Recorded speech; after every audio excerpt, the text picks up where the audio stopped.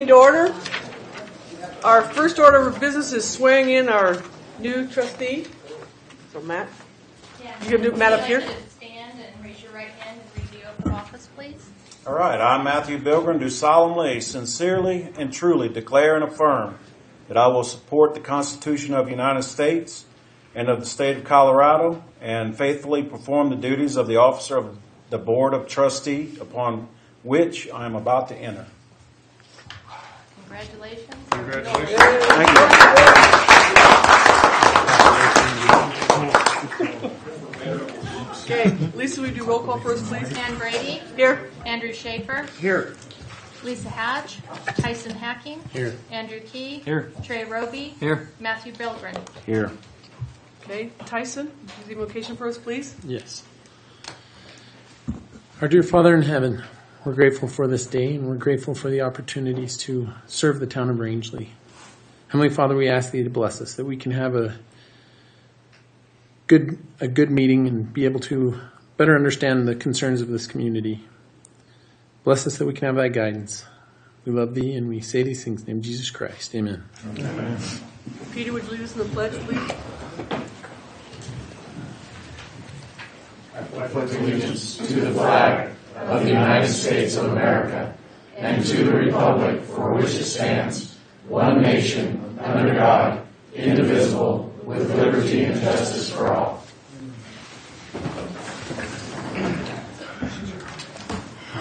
Okay, our next item is the approval of the minutes from the January 9th, 2017 meeting. Has everyone had a chance to look through those? And do we have any additions or corrections? If not, I take a motion to approve the minutes. So moved. Second. Motion by Andy Schaefer, second by Andy Key. To approve the minutes of January 9, 2017. Those in favor signify by saying aye. Aye. Opposed, same sign. Motion passes. Okay, anyone like to address the council on petitions or public input other than what we're doing in the public hearing?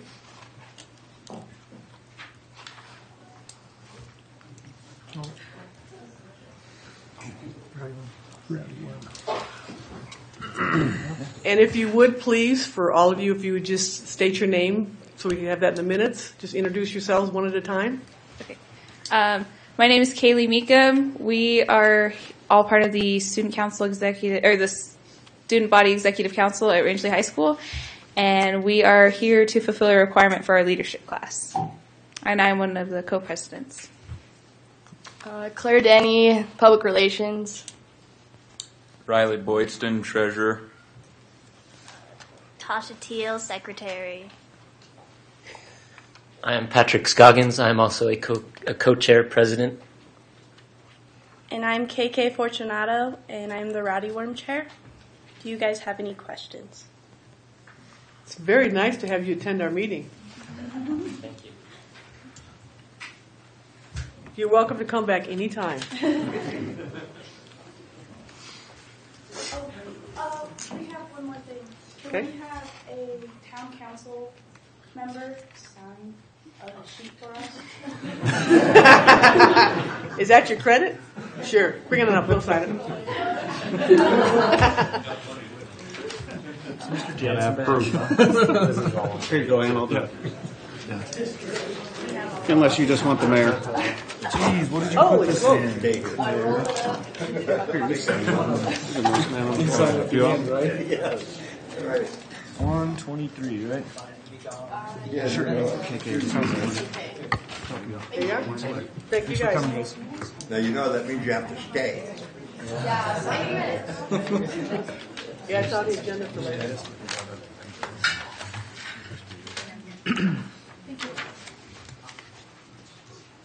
Okay. Peter, do we have any changes to the agenda? No, ma'am. Okay. Since our public hearing is not until 7:15, maybe at the pleasure of the council, we could deal with the Rowdy Worm item that's on our agenda. And then they can say if they would like to, or if they want to leave, they can do that. Would that be appropriate? Sure. Okay, so you guys come back up and you can present what you want to talk to the council about for the Rowdy Worm. Pretty much. You're by yourself, KK? Yeah, just me on this. But really, we do Rowdy Worm like every year after prom to prevent alcohol of young age of minors. So we asked the town if they would be willing to donate anything to help provide gifts, activities, things to, what is the word? Entice children. Try to get them to come there instead of somewhere else. I know we've done this in the past. Peter, do we have an amount that we've kind of looked at in the past that we've done for Rowdy Worm? $750. It's in the board packet. KK, do you guys have anything scheduled for this year? I know last couple of years they've done the hypnotist, some of that kind of stuff. Yeah, we will be bringing, that will be like part of the activities that we want to bring someone to come in. Okay, nothing's confirmed yet. No, we have a meeting for it as the Rowdy Worm Okay. committee. Do you guys still go to Vernal, Grand Junction, all that too? Is that still Yeah. going? What do you mean by that if we go there? So back in the day, it was you'd run to Junction, you'd spend a day over there going to all the businesses, asking for money. It was like one of the fun things to do in high school. But We actually just send out the letters to make it easier. businesses and stuff. Okay. Yeah, because we send some all the way to Pueblo and everything, so Yeah. we try to reach out to a lot of. How about Ball State? They still send stuff? I'm pretty sure I saw them on the list. Nice. Sorry. KK, I think for us, if the council decides to give the money, is our recommendation is that you try to get your gifts or whatever in town to kind of support the community town. also. So Okay, I could definitely use it towards the Giovanni's for the pizza boxes that we can donate for them, like a free pizza. that sounds good. Just As much Spread as it you out. can, Much as you locate can, as and- much support as you can get, spend it there first, at least from the town's perspective on what we donate. Anything else? Motion. I'll make a motion to approve the $750 for the Rowdy Worm for 2018. I'll second. Motion. 750. okay. Okay, so motion by Andy Key, second by Tyson Hacking, to approve a contribution of $750 to the Rangeley High School Rowdy Worm for 2018. Those in favor signify by saying aye. Aye. Opposed, same sign. Motion passes. Thank you. You're Thank welcome. you.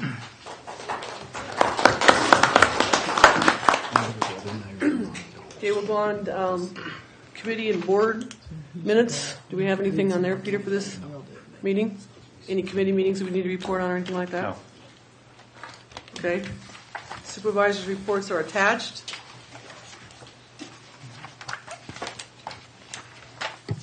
See anything there? Peter, how long is yours going to be? You got about 5 minutes. You want me to give you 5 minutes? Let's go 5 minutes, Okay. and then we'll go to the public hearing. Well, Lisa's going to start out with an update on the election. I can do that. We have one mayor candidate, Andy Schaefer, and we have 5 petitioners for the trustee positions: Elisa Granger, Matt Bilgren, Rich Garner, James Dillon III, and Luke Gear. We will draw lot names for the ballot order on Monday, and the ballots should be mailed out to all of the voters no later than March 12th.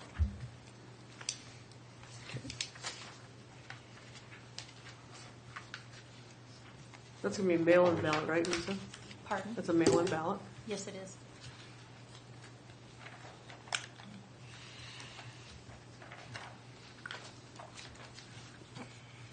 Okay. Is there a lot of people out there that we could squeeze in here? There's 3 more back there. Can we do something to get them in here? Actually, I'm okay right here. I'll move them. Yeah, a few more chairs I could pull in. You go. Here's one we can move down there. Here, slide yours down. One's it?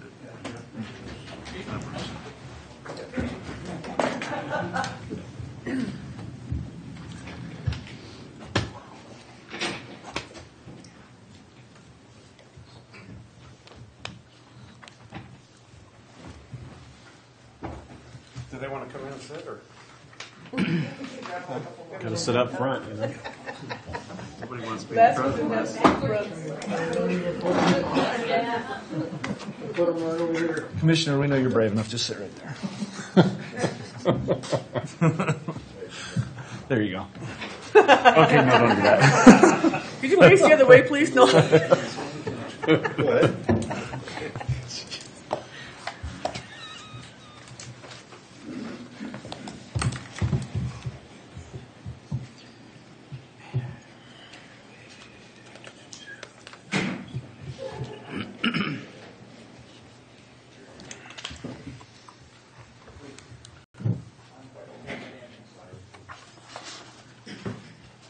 Wouldn't this be great to have this every week? This would be great to have this every week. I know, right? It'd be fun.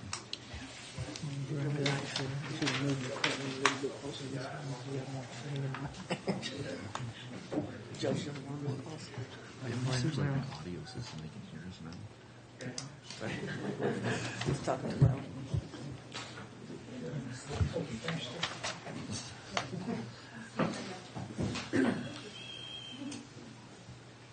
Thanks, Peter. What's this? It's the chamber. Peter, you don't have about 1 minute. We might as well just we'll go ahead and start with the public hearing. First slide. We'll just go ahead and start with the public hearing. I've got a minute early, but we can just go through the guidelines. Okay. Okay, we're here for a public hearing tonight regarding the Rangeley Police Department policies and procedures.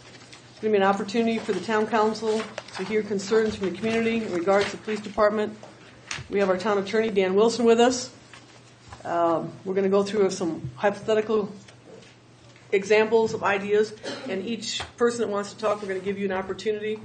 We'll go for like an hour, and if we have longer than that, we'll take a break.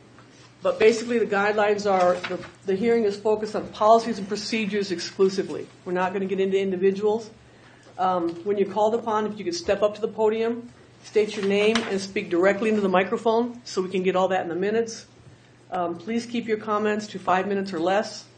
And in the course of discussion, please refrain from personal attacks on individuals. So we can go ahead and get started. Do you have a volunteer?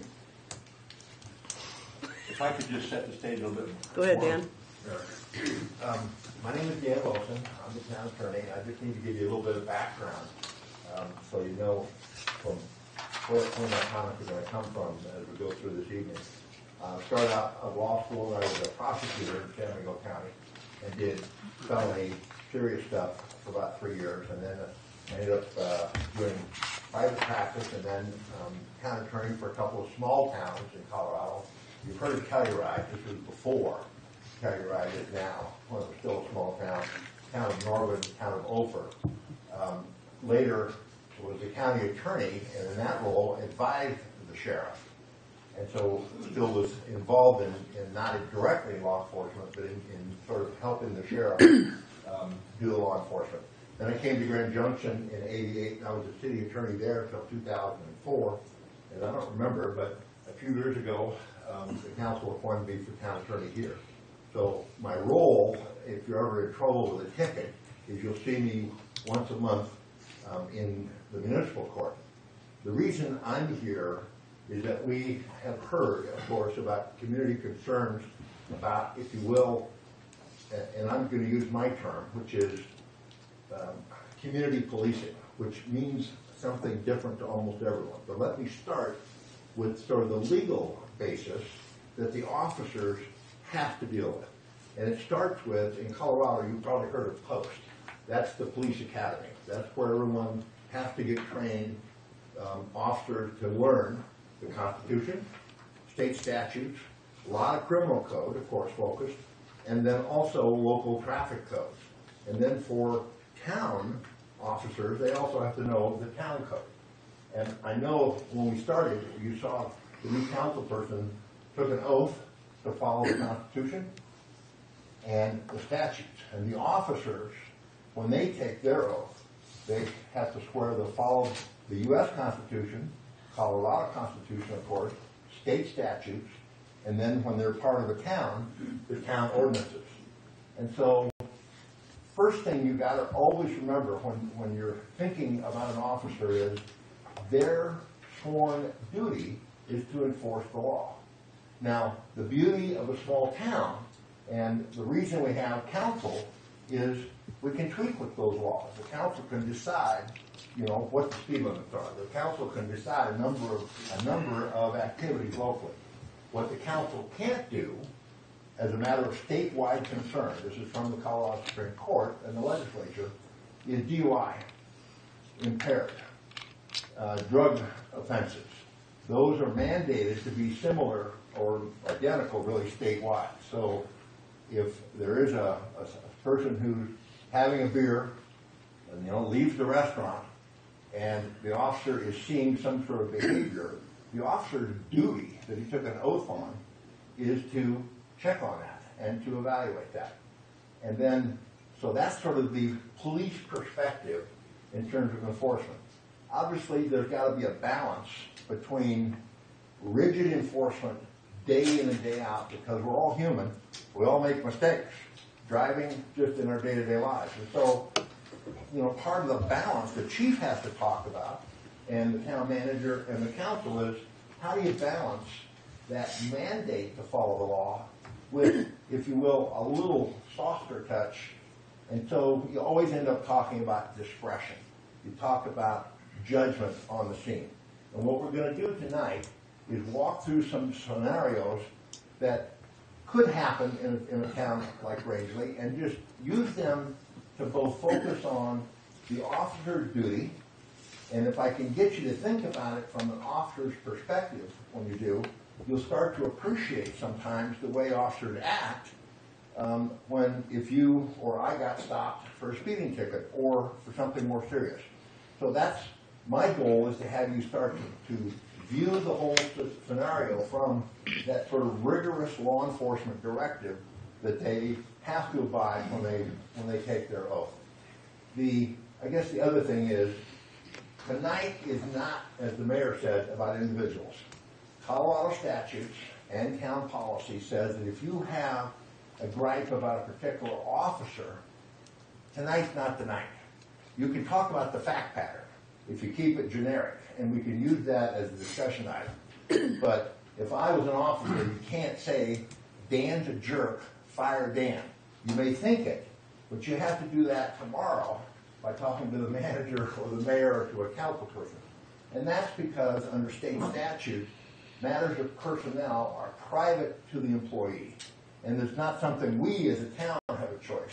We have to abide by that just like everyone else does. So with those sort of guidelines, Peter, let's sort of dive into it. And I don't know how it's going to work. You should feel free to come up with the mayor's permission on each little fact pattern. We're going to sort of lay out a fact pattern, and then I'm really going to ask and solicit your thoughts and comments, because that's how the council is going to know whether or not we should change some of the ordinances, whether or not there should be a discussion at the management level on being a little more user-friendly, and what the consequences of that can be if you're too user-friendly. And we'll sort of walk through that as we do through the night. So let's just talk about the first fact pattern if we're good. So on-duty officer, doing radar, checking for speedings, sees a pickup coming down. In this case, it might have been from the college coming down that hill. Got a good radar lock at 10 miles an hour. The driver goes by, so the officer makes a U-turn, and per protocol, and this is they're taught this from day one in the academy, and I can, without knowing for certain, I know the chief would hammer that into all officers, that they have to assume, even in a small town where they know most of the folks, they have to assume they don't know who the driver is until later in the contact. And so the first thing you'll see always is the officer's going to call in the license plate. All right, I want to check on and see whether or not that car's stolen. Now, there'll be some times when the officer happens to know it because it's his neighbor's pickup. But at night, he might know or not know whether or not the neighbor's the one driving or somebody stole the car. Okay, bad odds for that happening But remember, if the officer takes a guess, what happens if he's wrong? He's really put his life at stake. And we don't want to lose people, and you don't want that in the community. So the officers are trained from the get-go, and it's hammered into them to assume nothing. So they call in the license plate. The officer will then follow as a typical thing, and if you've ever seen them behind you, it makes you really conscious of how you're driving, because you're just waiting for him to pull you over, and you don't know what you're doing wrong. So in this case, fact pattern, we say the driver's followed about 8 blocks. That is almost guaranteed because of the computer link and whether or not the computer comes back with the data. It's going to take that long. If you think about it, 8 blocks doesn't take that many minutes. So that's happening. So as it turns out, then the driver is, in this example, comes up to his church where he was planning on going anyway. He was a little bit late. He arrives. The entire congregation's out front doing the 4th of July fundraiser. And so the officer turns on the flashing lights right as the driver arrives, and the officer goes through the standard procedure. If you've ever been stopped, driver's license, registration, insurance, please. In this situation, what you've got is an embarrassment situation. Now all of a sudden the driver is hanging out with 100 people that he knows, and you know he's going to get static for weeks, or ribbon, if nothing else, if it's just something easy. But you'll see the officer leaves his lights on. If you're me, and I wasn't really thinking about it, I'm thinking, can't you turn the lights off? Come on, man, I stopped. I'm not running away. Well, again, look at it from an officer's perspective. He is trained from the get-go that when he's making a stop, and it's actually written in Rangeley's policy, lights go on, primarily for the safety of the driver and the officer in case somebody's driving by, because we all tend to give a wide berth to a stopped vehicle. But if I'm the driver, I'm thinking, great, I got these lights flashing, now I'm a criminal, and I've got my entire congregation looking at me and thinking I'm weird. All right, so the point being, in this situation, the officer has no choice because of the directives of the department and his training to leave the lights on. And you'll see the reasons there. So, first fact pattern.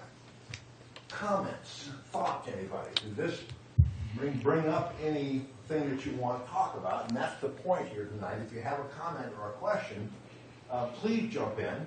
If not, we're going to kind of run through some sort of sub-scenarios, and I'm hoping at some point you let me stop talking and you'll start talking. So I'm encouraging you to jump in and let's have a discussion, not just a lecture. So think about this. Oh, we have a question. Yes, sir. No, go ahead and finish, and I'll come back to your point, man. Okay, don't forget. Dan, I got a question. If they break the law, if somebody breaks the law and they're 10 miles an hour and that's what they're getting pulled over for, why run their plate while they're driving down the street? Why not stop? And it's just like your kid. Your kid did something wrong, correct it at the time it was done. 10 miles an hour and yet he follows them 8 blocks. It needs to be pulled over right then. That's when he committed the crime. Well, okay, and I understand that, and that would be, that's certainly a normal reaction, but look at it from a safety of the officer's perspective. Officer doesn't really know who's behind the wheel. Officer is trying to see if there's any wants and warrants when he runs it to the computer to see. I mean, it could be it's you in your vehicle and you should know your vehicle. Might not be you, might be your vehicle. In theory, could be stolen. Small town, odds are against that, but the officers are trained to assume the worst until they know better. And honestly, 8 blocks of a follow without lights on, the scenario was officers following because he's waiting for the data. Is there a stolen vehicle? Is the owner of this vehicle out on a warrant for failure to appear on a DUI? You just don't know. And that's what the officers are trained. And the reason they're trained for that is also constitutional. We've all heard of probable cause. And one of the liability concerns you have these days in the litigious world is if the officer does that scenario and flips on the lights and stops the person walks up because he thinks he knows it's you or it's me or someone that he knows, but it's not. Or, or there's a passenger. The officer's at risk, and maybe the passenger and the driver. And that's why they are trained to follow after they've gotten the radar lock, so they think they've got a good basis to stop. And they're not allowed by departmental policy, and for good reason, to make the stop until they get that computer cleared. Now, if that guy were taking off and headed out of town before the computer came up, you'd see a different reaction. Then the officer would probably be calling the sheriff and saying, wait a minute, I got a runner, let's stop him. But in the normal circumstance where the driver, in this case, pulled over, it's appropriate. Even from the driver's perspective, it feels like it's, over the top. From a law enforcement, follow the procedure, it's the right way.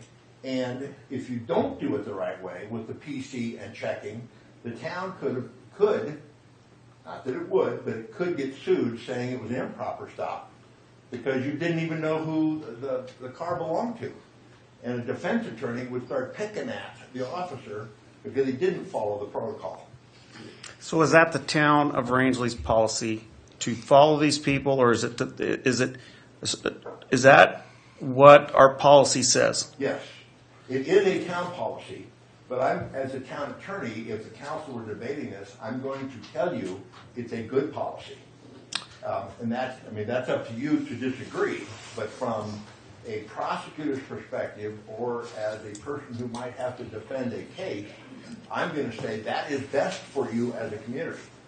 And if you balance, remember the purpose of this is always to get compliance. We want that driver not to speed the next time. At this level, it's not punishment. If it's murder one, it's punishment. But when you're dealing with the kinds of crimes we're normally dealing with, we're trying to get compliance so they won't do it again. If you turn on the lights and the driver's embarrassed, like I would be if I was in front of my church, I'm never going to speed down that hill again. I'm just not going to. That's my prosecutor's perspective. Obviously, you guys get to decide whether or not that's the guidance you want for the town. Yeah, we've got a question here. Yeah, Dan, I'm just concerned about the consistency of that, and when Name they decide first, they're please. going to. James Anderson.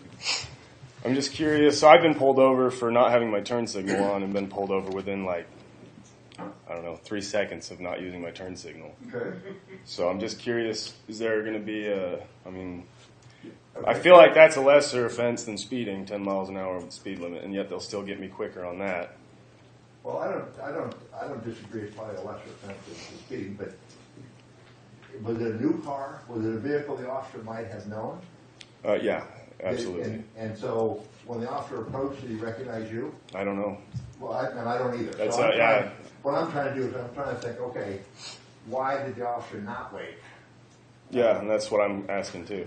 Well, and the answer is it is always discretion. I mean, Yeah. They are taught, run the wants and warrants, but if they think they know the pickup and they think you are not a bad guy, then I'm thinking if I'm a cop, I'm going to pull you over and go, dang it, turn the signal on. Did he give you a ticket or a warning? No, I was just giving a warning. So. Okay, so that's probably the reason. He wasn't planning on actually busting you either with a ticket or an arrest, and I have to assume the officer thought, I know that vehicle, I think I know the shape of that head. And that's the exception to the rule. Shape of the hat, probably. Or maybe the shape of the hat. Yeah, it seems odd because I have heard many people, most people around here get pulled over immediately. Okay. So I just am curious why. Like I said, if you say that's in the policy, then why not follow it every time? Well, why is it? Because the policy also says, and this is back to Councilman Schaefer's comment, the officer has field discretion. Okay. There is a judgment call. Are there going to be times when the officer is going to look like he's picking on you? Probably. And is that allowed? It's not allowed if he's doing it, the drill, race, creed, religion, the standard discrimination. But if he just doesn't like the shape of your hat, yeah, you can probably get away with it. We don't like that, but that's human nature too. If the officer had a bad dish of spaghetti the night before and he's grumpy, You know, maybe he'll pull you over and write you a ticket instead of just a warning. Well, I'm not arguing about the discretion. I understand all that. I'm just consistency is all I'm curious if there's a way to find consistency. Is huge, and of course, if we're being routinely inconsistent, then people are going to feel picked on. Absolutely. And those are the complaints that the manager needs to hear, because that's real life. You don't think it's fair. Yeah, I think it's more consistency than we think it's unfair. I think we're just looking for consistency. Okay, fair enough. All right.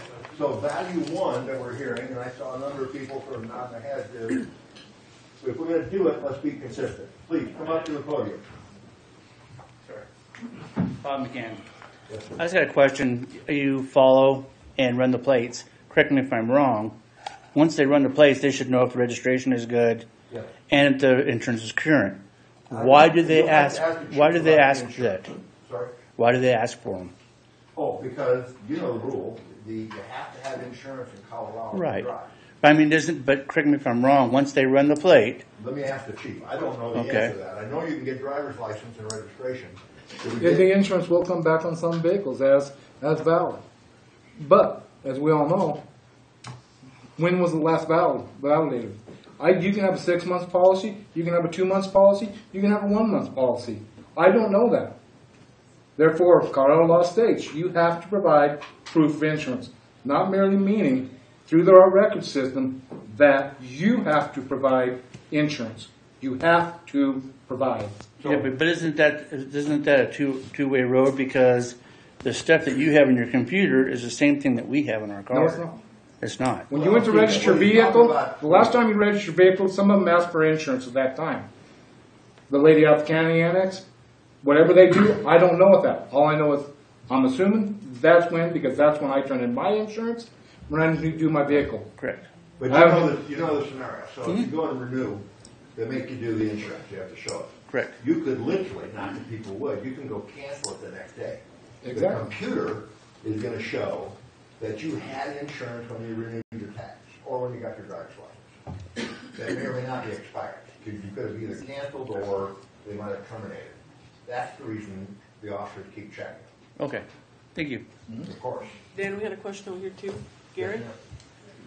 Well, I just thought the attorney said that, correct me if I'm wrong, but it sounded like you just said if the officer's having a bad day, he can pull you over and arrest you for anything. And that's basically what I heard you say. Are you sure you meant that, or is that well? I was trying to be practical in saying that if a person's under a lot of stress, he might end up not being the best officer that day. Just human nature. I was just making that comment. The cops are human too. That's all the only point I was trying to make. Okay.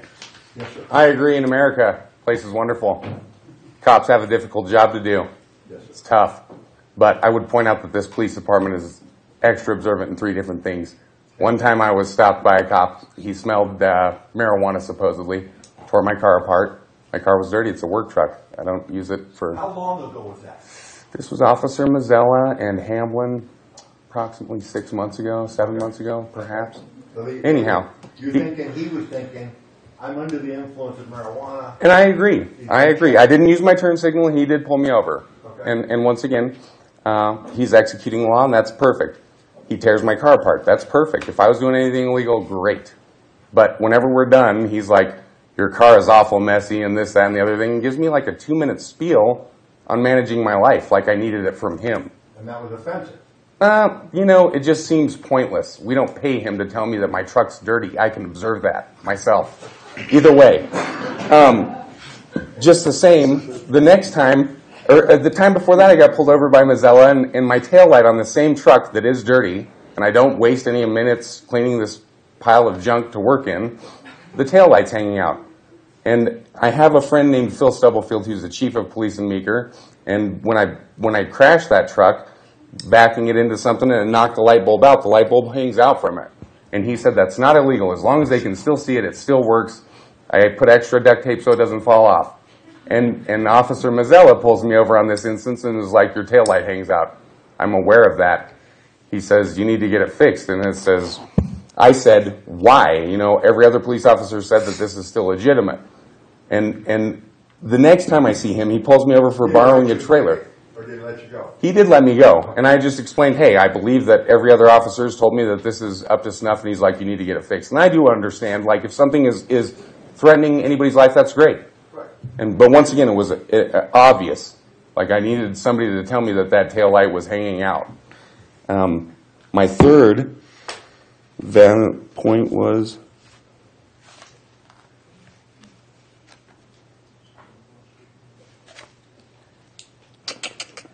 Dang it, I scribbled it. I don't remember. Give me a minute. Yeah, no problem. There's one more blatantly obvious thing that they help me understand. Dan, we need to make sure they state their name when they get up there first. So he can get in there. And that we need to, he can say officer, but we're not going to name names. Right. All right, so the first comment was, I don't need to be lectured, I'm an adult. All right, so, you know, this is the stuff she's writing down. Well, I think we all probably feel that way. Enough said. While he's getting his notes, anybody else? Over here, Dan. All right, Jeff's name ready. first. Name first. Title.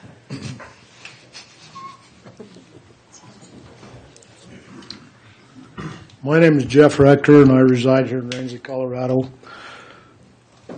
My beef is not solely with the police department here in Rangeley, Colorado. My beef is that I think we need to find some uniformity to the heavy-handedness that's been going on. And I'm going to give you one example. This does not beat on the police department. And can you talk about it without mentioning? Yeah, I can mention this. I had a really good friend of mine about 2 years ago, had a pacemaker put in Grand Junction, Colorado. His wife texted me at 3 in the afternoon. So my wife met me at my shop, which is out on the east end of town. We drove to Grand Junction. We spent down there till about 10:30 at night, visited with him and his wife. We come back into town, and I drive fast. Guys, I've probably been pulled over more than if you took 20 of us in this room. My driving record's like this thick. So it's not a big issue to me. It's a pretty simple thing. If you don't want to get pulled over, don't break the law. Pretty simple concept. But I come into town that night at midnight, and there's a car coming off the backside of Kennedy Drive, and I'm like, oh, Lord, Sheriff. Because it was in the county. Well, I come on into town, and no, it must not have been a sheriff. He didn't have his radar on. So I'm like, okay. So we run out to the east end of town. I drop my wife off at our shop. And there's two ways into our shop. There's a shortcut and a long way version. Well, I went in the shortcut way, dropped her off. She comes out the long way version. I go back out the shortcut. Well, as I get into town, I have a big white bulldog that most everybody in this room knows. I'd left him at my son's house on Sunset Avenue, right over here. And so I get about to the come and go here in town, and I look over the hill, and here comes these two sets of lights. And one of them is really driving fast. And I'm like, Lord, brother, do you not know what's going to happen to you in Rangeley, Colorado? Because I'm like, you're asking for trouble. So I get to Sunset. Of course, I don't see who this is. I pull up Sunset, pull in my son's driveway, open the door to my pickup, get out, open the door at his house. My dog comes out the door. I hear this ball.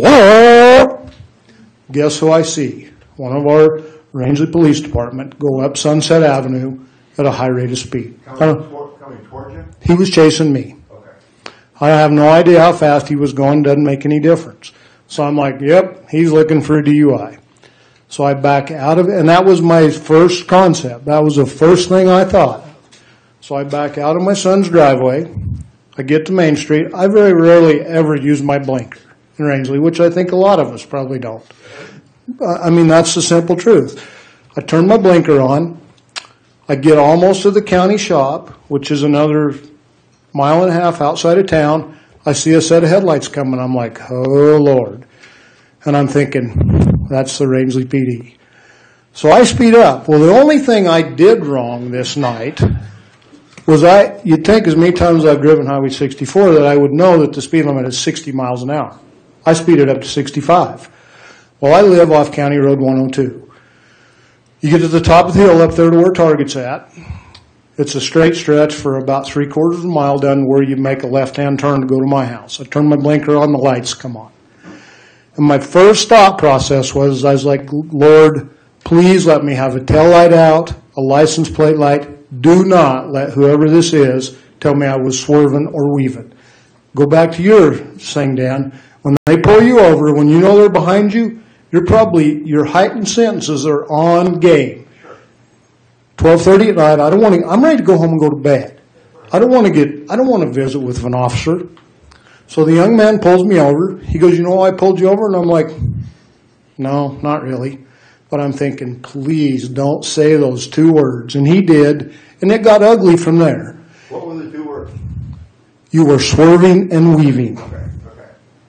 And I had a few... You're saying I wasn't. I didn't say that. I said, you're an effing liar, is exactly what I told him. I put my truck in gear, and he says, can I see your driver's license and registration? I said, no, because you need a valid reason to pull me over. Okay. Put my truck in gear, and I took off, and he's like, I'll write you an eluding. I'm like, well, I'm not really in trouble right now, so I'm like, okay.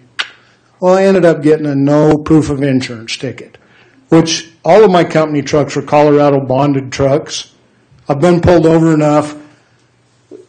Our chief's rebuttal to that insurance statement, I don't know that I completely buy that. I get pulled all over in Utah, Wyoming, New Mexico. And they're not asking for insurance? No. They come up and they go, yeah, you got insurance on your truck. So I asked this officer that night, I said, did dispatch not tell you this truck we're having trouble with dispatch? But that's not the point. The point of the deal is this officer went way out of his way to chase me all over town that night looking for a DUI. Now, I came and visited with the chief the next morning because and I told him, I said, Chief, this was wrong. And I think that's the elephant in the room tonight. It's not about that we got pulled over for something that we were doing wrong, and we've all had that happen. It's not about breaking the law and getting by with it. It's about that we need to be community minded. And until we figure that out, we're trying to do a ton of stuff. Our economy right now is way off in our community. And until we figure out how to get rid of some of this, we're never going to do anything economically viable in this community because we're not going to create any growth until we figure out how to fix some of those issues. So I want people to remember tonight, don't point the finger at the officers unless you truly have a reason to do that. It's not about because you got pulled over going 32 and a 30 and you got a ticket. They had just cause. They were doing their job. It's about when it comes to that other side. And there are some things that we've been wronged with. And let's keep it and remember that that's what this is all about tonight. Not about pointing the finger just because we can point the finger. Thank you. It's about a perception, or in your case, a belief that the officer really was had nothing else to do. He was looking for a DUI. Okay, go back to cooking, but I want to ask you this question. Isn't it okay that he looks for DUIs? No. Did I do anything wrong? I did. There was two places he could have got me. You missed the signal when you turned. No. I signaled when I turned. Okay, so I'm sorry. When I came into 139, he could have pulled me over because I was speeding. I was doing 85 and that 60 there. All right, so hold that thought. Legally, he had probable cause to stop you. Okay, but let me finish it. So he has PT to stop you. So what he's doing, I mean, without being there, what I'm guessing he's doing, it's late at night, so that's prime time for drinking and driving, and he is observing. He's watching. Do you think that's not even remotely possible? No, not even close. Okay. When I got to 139 and 64 and I made a right-hand turn to go to my shop, when I went out to my shop, which is a mile and a half up 164, and I dropped my wife off and I come back. So now take this. This is 3 miles that I'm going to go up and back. This city policeman was setting up 139 about half a mile. I could see his headlights.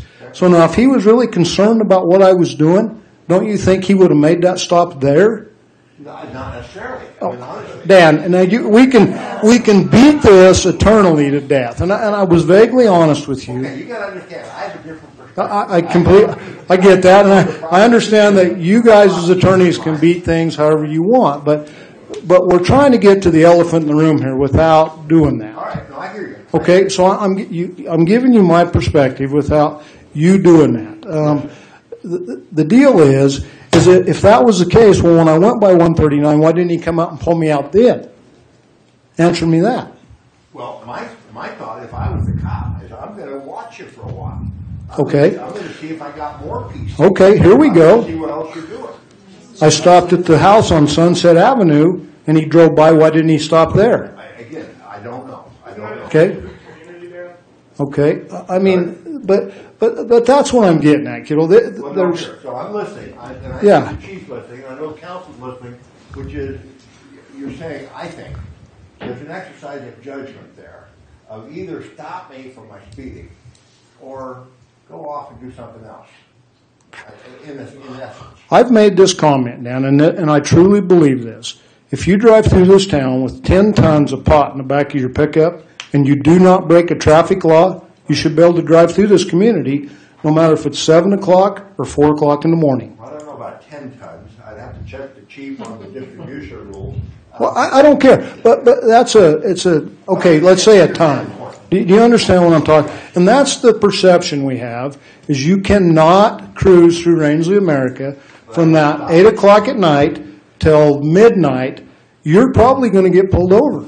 All right, and you're suggesting maybe without PC. Without PC. All right. I'm promising you. All right, well, I saw So- the people not. Thank you. Can I chime in for just a second on that and just say this? Like, I think one of the things got hit on already that you said, and it's kind of just builds into what he's saying.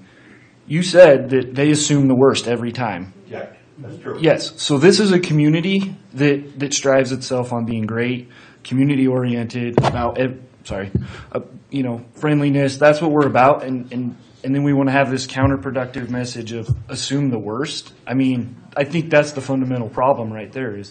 If our officers are assuming the worst is going on right off the bat, it's a lost cause. It's a lost Can I speak cause. about that, please? We are trained in what's called below 100. Mm-hmm.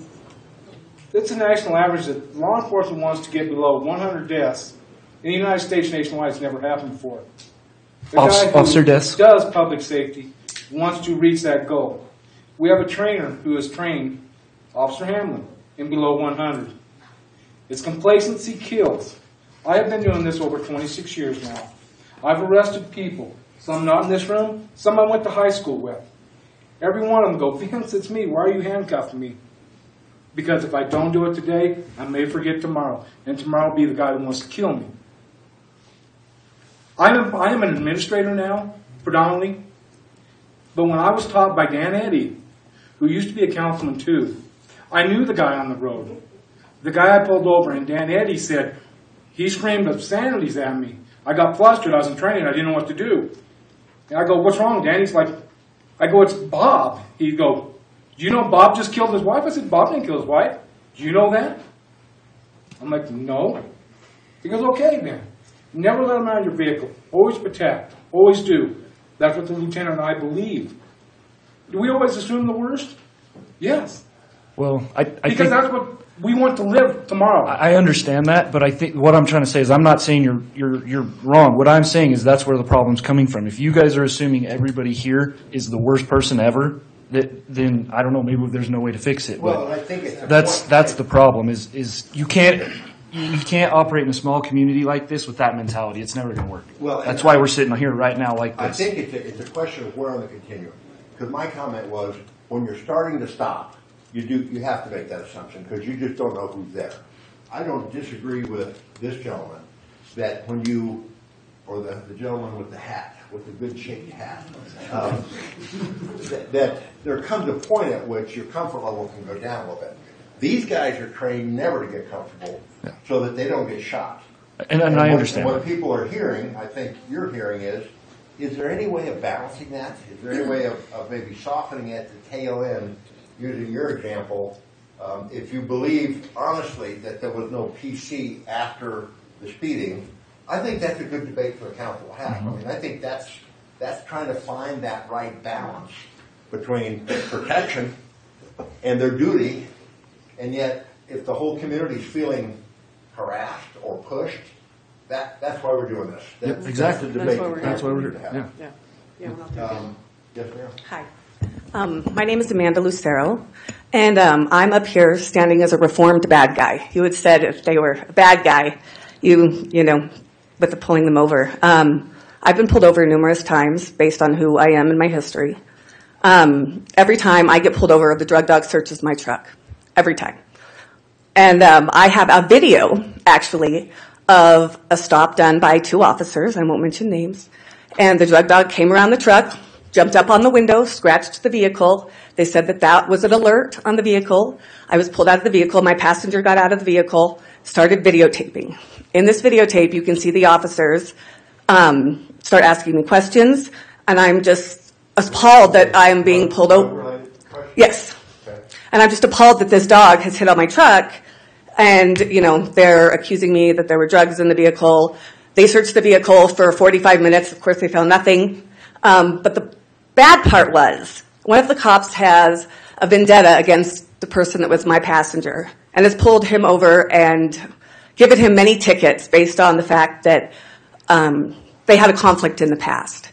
And so my passenger, and this is all on video, said that he would like to speak to his supervisor based on that reason. And then the cop said, no, you can't do that. And he said, well, I don't consent to your search. And the police officer arrested him for obstruction of justice. And so then he put him in the car. Then they searched me. They wouldn't let me get my phone, and I went and got my phone anyways, so I videotaped after they were arresting him. Your phone was in the car? It was in the car, yes, and I went and grabbed it. And because I wasn't under arrest at that point for anything that I know of. And so they put him in the car, and they searched me. They searched the car, and then they took him down to the police department. Well, I went into the police department like a raging bull. I wanted to file a complaint against this officer.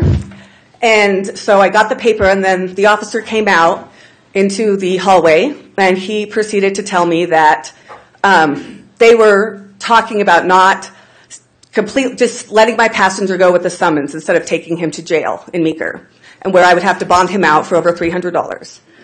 And that the reason that there was a conflict there because I had no power and they had all the power.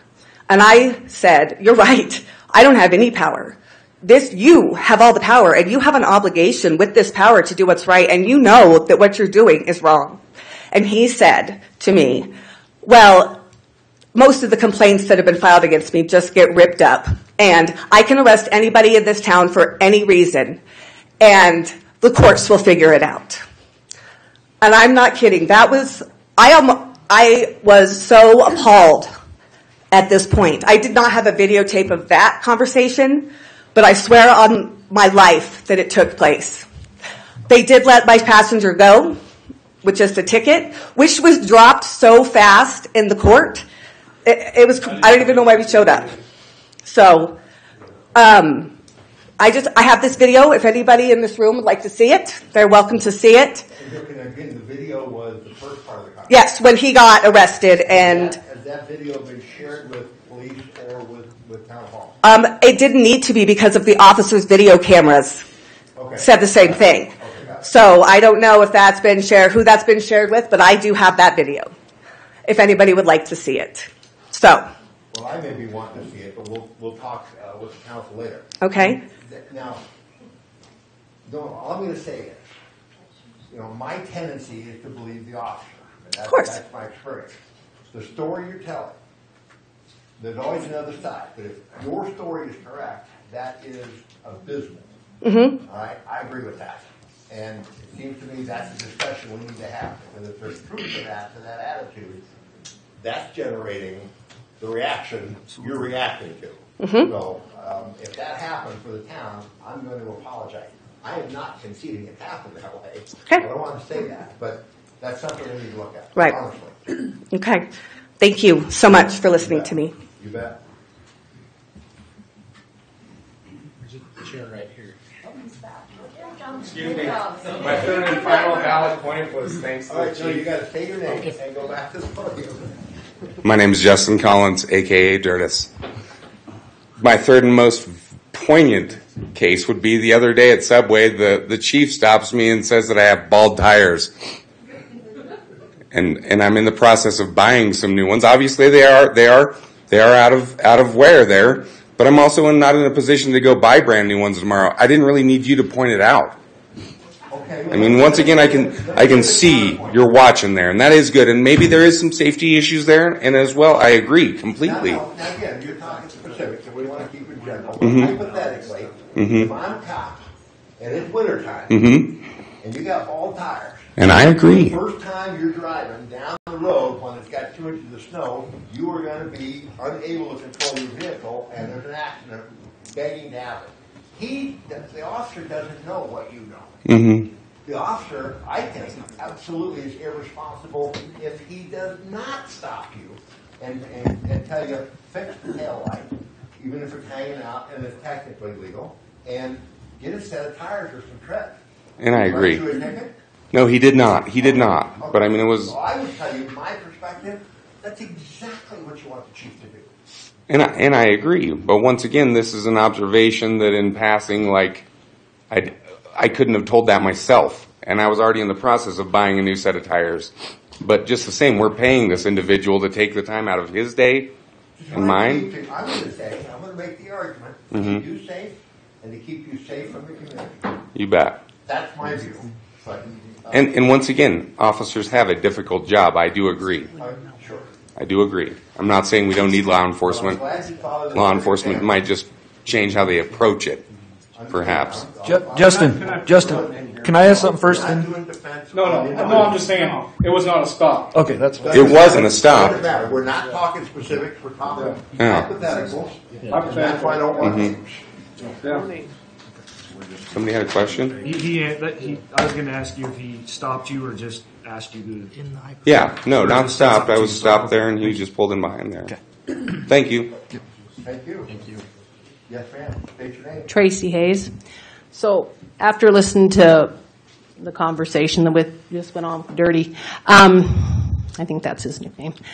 So, but going back to what Andy says about this perception of being attacked maybe unfairly, I wonder when he says this, if you're saying the chief is concerned about the wear and tear on his tire and if it's going to hurt him, did he say, "Hi, Dirty, how are you doing today? Did you notice that possibly you need to get some new tires? I'm concerned that," or did we just, I'm going to this whole, Andy, this whole morale, this whole, yeah, because I listen to Jeff speaking here and I listen to these other people speaking, and granted you have to argue their points, but they're trying to tell their story, and I think the rest of us hear a lot of maybe excuses already instead of listening to people's concerns. I'm concerned that that's not happening. I don't know if that's what this meeting's for, is a lot of rebuttal back and forth, but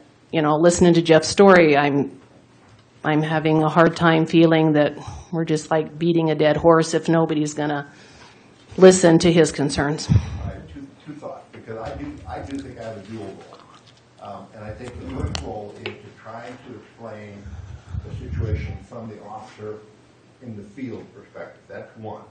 The second one is clearly the second one. The council's here. I'm here. The chief and there are to listen. And, it's listening about attitude. It's listening about approach. It's listening about the soft stuff. Not just the rule of law, but sort of how it works in a small town. So Right. I do appreciate it. Thank you. Yeah, you gotta acknowledge there's a problem, though. Come on up. Well, that's all I'm saying. No, I'm not.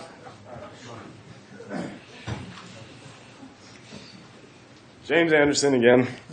So I get what you're saying. I mean, we all understand that you're here to at least point out the reason why officers do what they do, but you got to acknowledge there's a problem. You can't just argue everything without acknowledging the fact that there's an issue. I mean, there's plenty of people here that can tell you there's a problem. By definition, the amount of people in the room tells me there might be an issue. Okay. Yeah. So as long as you can at least just understand that, instead of arguing, and I know it's your job, but instead of arguing, just open an ear for a little bit, listen to what people have to say, let them go through their story without saying, well, did you get a ticket? That's not what people are worried about. We don't care, did you get a ticket? Why are you being harassed is what we're really curious about. So, and it all, I mean, it goes from the license plate light that might have been out, the registration sticker that fell off, that they couldn't see, was covered in mud. There's all these random ones, and nobody's here to argue, oh yeah, I got pulled over for speeding, and I'm just super mad about it. I want to argue about it. Sure, you might hear that here and there, but the problem is just the simple fact that like Jeff said, you can't drive down Main Street when it's dark without thinking you're going to get pulled over for something. I mean, I got pulled over not too long ago for crossing. I had my blinker on too early, and I got into the turning lane too soon. I mean, and then the swerving was added onto it, but I wasn't drunk, and they never actually roadside tested me or anything, so clearly I wasn't swerving enough to get that test. So I mean, I'm not allowed to argue with you. You can argue with me all I want, or all you want. I'll just be here forever. Here, again, I want you to try and think of it from an officer's perspective. I do. It's dark, late at night. Yep. And you turn the signal on. So if I'm, not that I would ever have drunk to excess in my life. Yeah. So let's say hypothetically I might have done that years ago. Yeah. In another land, in another planet. Uh-huh. So the statute of limitations had run. And I turned the signal on too quick. And I'm turning into the suicide lane or whatever. Yeah. 100 yards beforehand. Yep. I wouldn't normally do that if I was stone cold sober. Yeah. And so, from an officer's perspective, that is a suspicious move. So if we're too cautious or not cautious enough, that's suspicious? It's true. I mean, it's true. I mean, because what happens when we're drinking and driving? Literally, our reflexes and our judgment are not the same. Okay. So I'm listening. I'm listening. Yeah. But I'm also saying, from an officer's perspective, that was probably PC. This is ridiculous. Now, the argument the council has to have is, do they agree that those kinds of violations should not be enforced? That's the debate. So you're telling me that if we're too cautious or not cautious enough, we can get pulled over. If we're doing something wrong or not doing something wrong, we can get pulled over. Basically, what you're saying is we can get pulled over. For anything. I'm saying if there's probable cause. So probable cause is basically just driving? No. Your example was, I turned the signal on way too soon, Uh-huh. and I got in the turn lane way too soon. So what defines too soon? Well, you said it. I didn't say it. You No, told the me. officer said it. The officer, it was his definition of too soon. Okay. So is it, I need to have 3 blinks before I get to the light, 5 blink? I mean, come on. That's a judgment call, admittedly. I guess. I mean, but whose judgment are we going off of? Well, we have to go with Super the cops? guy- I mean, it's just. What I'm hearing you and others say is, you think the officers are being too judgmental, and they are, quote, pulling the trigger too soon. No, not even judgmental. What we're saying is they just are making their decisions based off of who knows what. We don't even know. Okay. I mean, they're just, you get pulled over for whatever, and then they can just throw out swerving or too soon. You turn your, I mean, they could just pull something out of a hat, just sitting right next to their, what am I going to pull them over for? Oh, here we go. Here's a good one. I mean, it's just getting ridiculous, is all I'm saying. All right. Thank you. Dan, I have the supervisor's report for the last couple months, and I think this is kind of followed into what these people are talking about. And so there was 56 in November. There were 56 traffic contact, 5 citations, 45 warnings, 0 accidents, and 3 DUIs. Okay. Why, if there were 56 out of the 56, what is somebody doing so bad to get pulled over 56 times and not getting any citations? 56, there were 45 warnings. They're not hunting, Andy. He's hunting. That's all they're doing. That's my point, is the community, Dan, the community's asking, why are they getting pulled over 56 times for doing something right or doing something wrong, not getting a citation for it. There were five citations out of 56 tops and 3 DUIs. And the suggestion is, and it's logical, is if there's a good stop for a good reason, there's going to be more tickets. That's my thought. Yeah. Okay. All right. You can go into December and you can get basically the same statistics for that month. And I think that's what a concern that I hear that's going on. There are a lot of stops going on. What are the stops for? If I did something wrong, reprimand me for it. Right. But it's not getting done. Okay. That's what they're alluding to. Is No, that I'm hearing it loud and clear. I agree. That's the message we're getting. And I know we're not going to solve it tonight, guys. But tonight is to hear it, to then try and figure out how to come up with a solution that's a balance between effective law enforcement and the feeling of harassment. Yes, sir. What's your name? Paul Fortunato. I wasn't going to say anything tonight. I'm a huge. Well, I'm just a huge. I back the police. Like I was one. My dad was one for almost 30 years in Denver. He was a real cop. Okay, not small town cop like I was and like everybody else is. Okay, but the hardest part for me as a cop, and the reason I stopped doing it was because I had to deal with, like Andy said, the great people in the town, and I didn't have it in me. I had a heart like I couldn't do it day to day. I couldn't harass people and deal with them at their worst times. I worked for Roy. We had a great relationship, and I think the world of what they do, and I think this world would be a bad place if we didn't have them. But everybody's not a bad guy.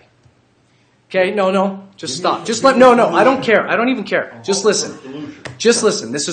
I don't want a resolution. I don't need anything said. I don't need an argument. All I'm saying is there's some damn good people in here. I love this community. And everybody's not a bad guy. Vinny, guys, everybody's not a bad guy. People make mistakes. You understand? But everybody's not a bad guy. I truly, truly back you guys. You know that. You know how I feel about you guys. But there is a time and a place to run people through the coals. Okay? That's all I got to say.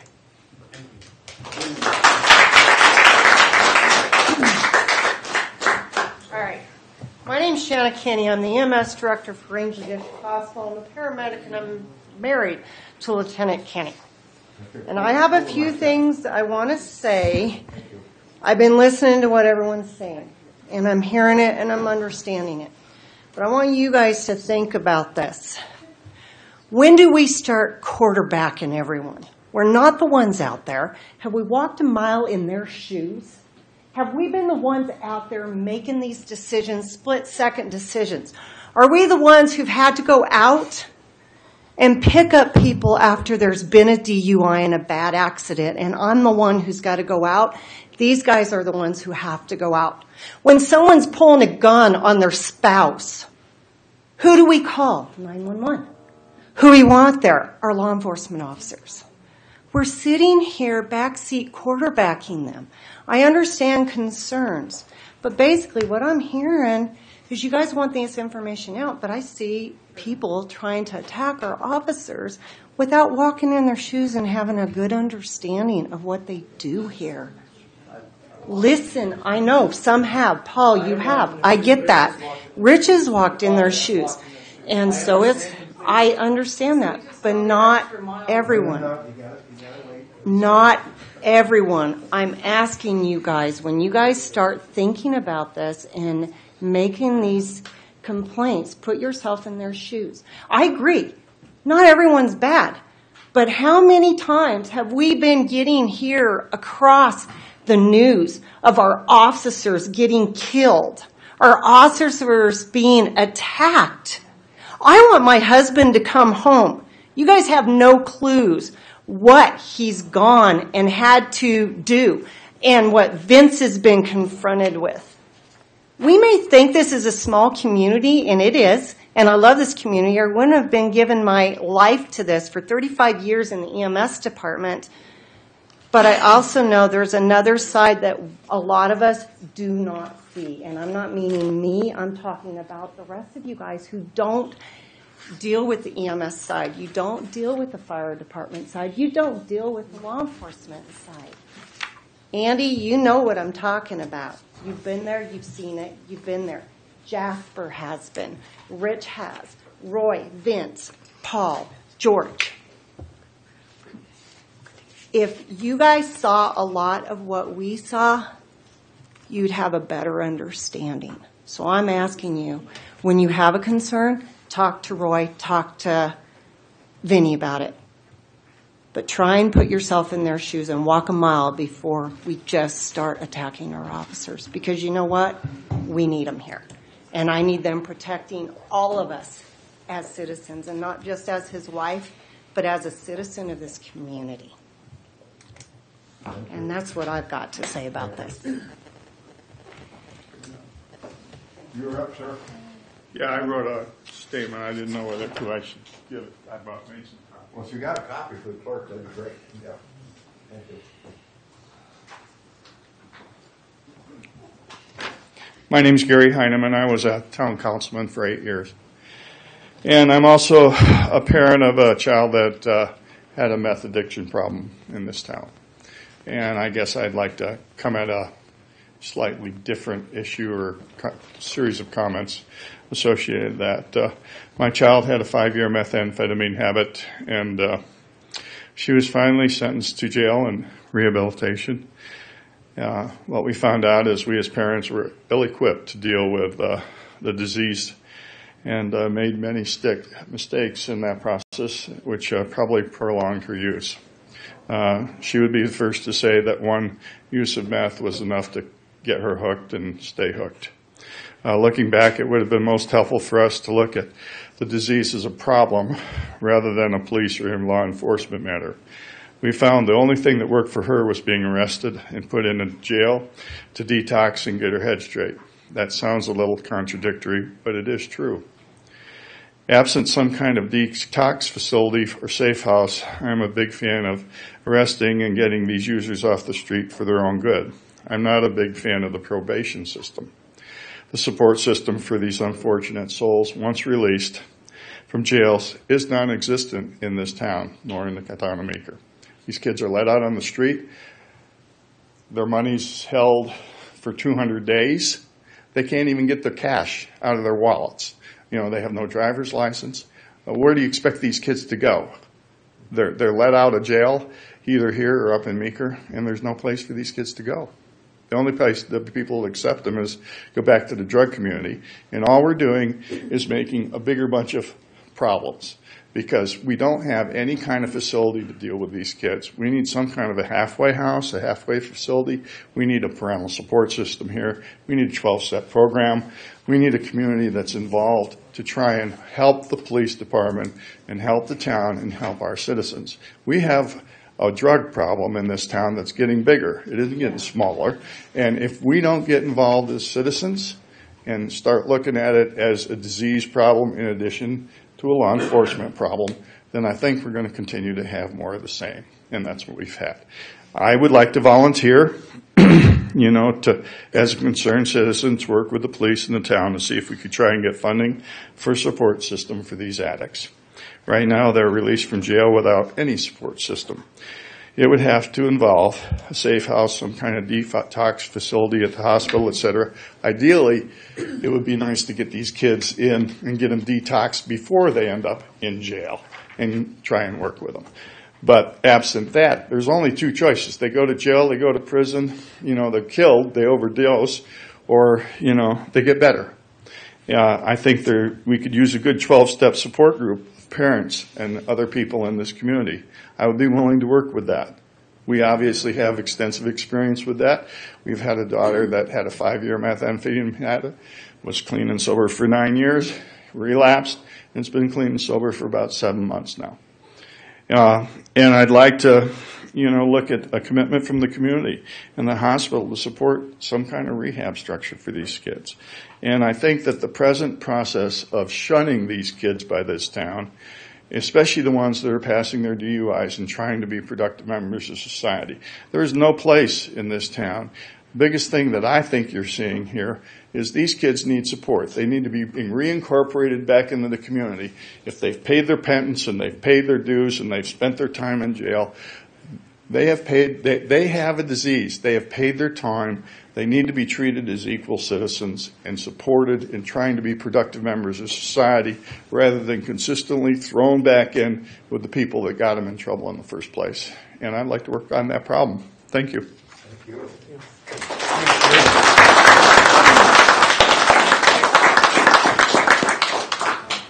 Dan, we've been at this for an hour, and we kind of agreed that after an hour... I just got my courage up. All right, Mike, you can be the last one, but then we're going to take a 5-minute break in case there's any restroom issues or drink for water or something like that. So you're the last one, and then we're going to take a quick break. All right. My name's Mike Miller. I've lived in Rangeley for 28 years.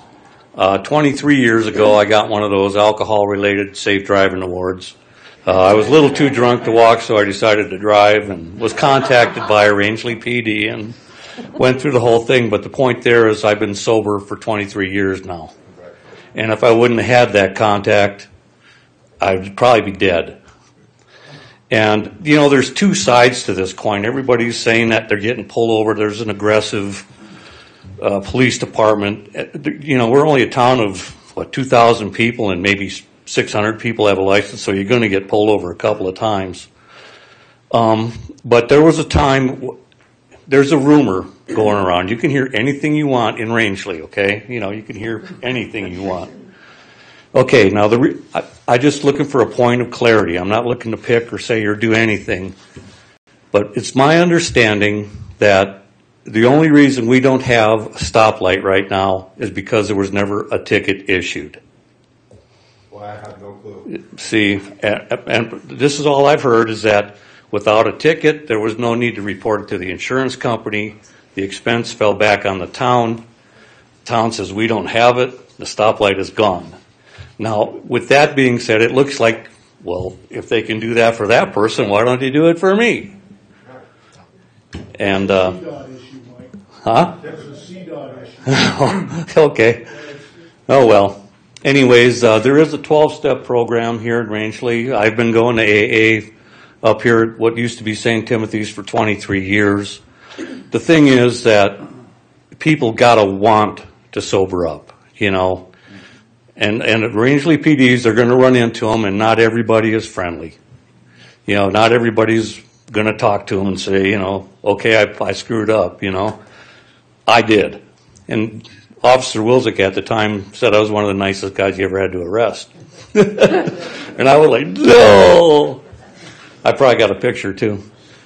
But anyways, yeah, there's AA, there's several groups that have tried to start up, but we really don't have any sort of a facility or a place to go with certified professional people that can deal with addiction. So maybe in the future the town can look into something like that. But all I can say is if it wouldn't have been for the PD back then, I'd probably be dead right now.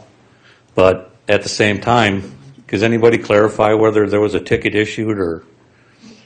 You know, because I'm just trying to quelch a rumor, that's all. I have no idea. I suspect it is. Okay. CDOT looked at the accident history, which is one of the factors, and also looked at the amount of traffic and determined that there may not have been a need. Now, that's just a guess. I have no idea. Okay, so the rumor is just crap. I just don't know enough. Okay. Throw that one out. Mike. CDOT looked at the light. They had a similar situation in Craig. They said the depreciable value of the light was less than $20,000 in terms of what they would recover if they pursued it. And, of course, they'd have the cost of trying to pursue that amount. And the light to replace was $375,000 to $500,000, depending on what we wanted. Now, 4 or 5 years ago, they wanted to pull the light because there wasn't sufficient traffic to justify the light and to upgrade the light. The light needed to be upgraded. It didn't have the proper reflectivity in the lenses. And so they wanted to upgrade the entire light 4 or 5 years ago if we were willing to invest in the light. And so the town determined that just leave the light alone. We want to keep it at that time. Okay, I just was looking to give the police department a chance to say, no, we didn't give them any extra service, or, you know, it's like we didn't choose not to give the ticket. It just, you know, because it looks like, according to the rumor, they were playing favorites, you know. You know, like they'll chase these guys all over town, and somebody else that has a trucking business here says, but, you know, and it doesn't matter. I can respond to it because I was a responding officer. Okay. Traffic citations and summons were issued to, Okay. to make Then people it's just a not bunch want of to reoffend. just a bunch of BS then. This person was a single vehicle accident. Okay. He knew what he did. The individual said, I made that turn 100 times. Today, must have been, I didn't make it. Admit fault. Do I need to write a ticket to an individual who admits fault? I don't know. I'm just looking for you to air this out. Yes, I'm you just know. saying. Yeah. I did not, and it was not based Okay. on the person's, whether this person's parents has a rich Jess's trucking accident company the other night? or not. Wait, you got to do it. No, it was based solely on Okay. that. Well, it just, you know, I figured this would be a good time to air it out. You know, All right, thank you. squash it or. Let's do the break. 5-minute break.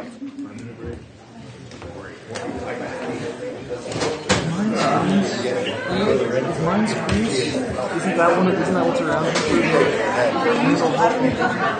Okay. Because when I worked for mine, we were out there where Moonlight is now, they used to have their meetings out there, and they had gotten executed on horseback.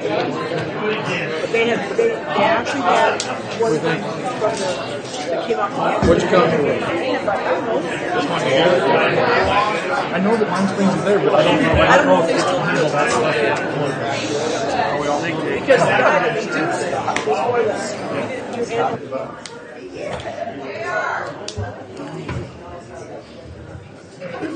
Okay.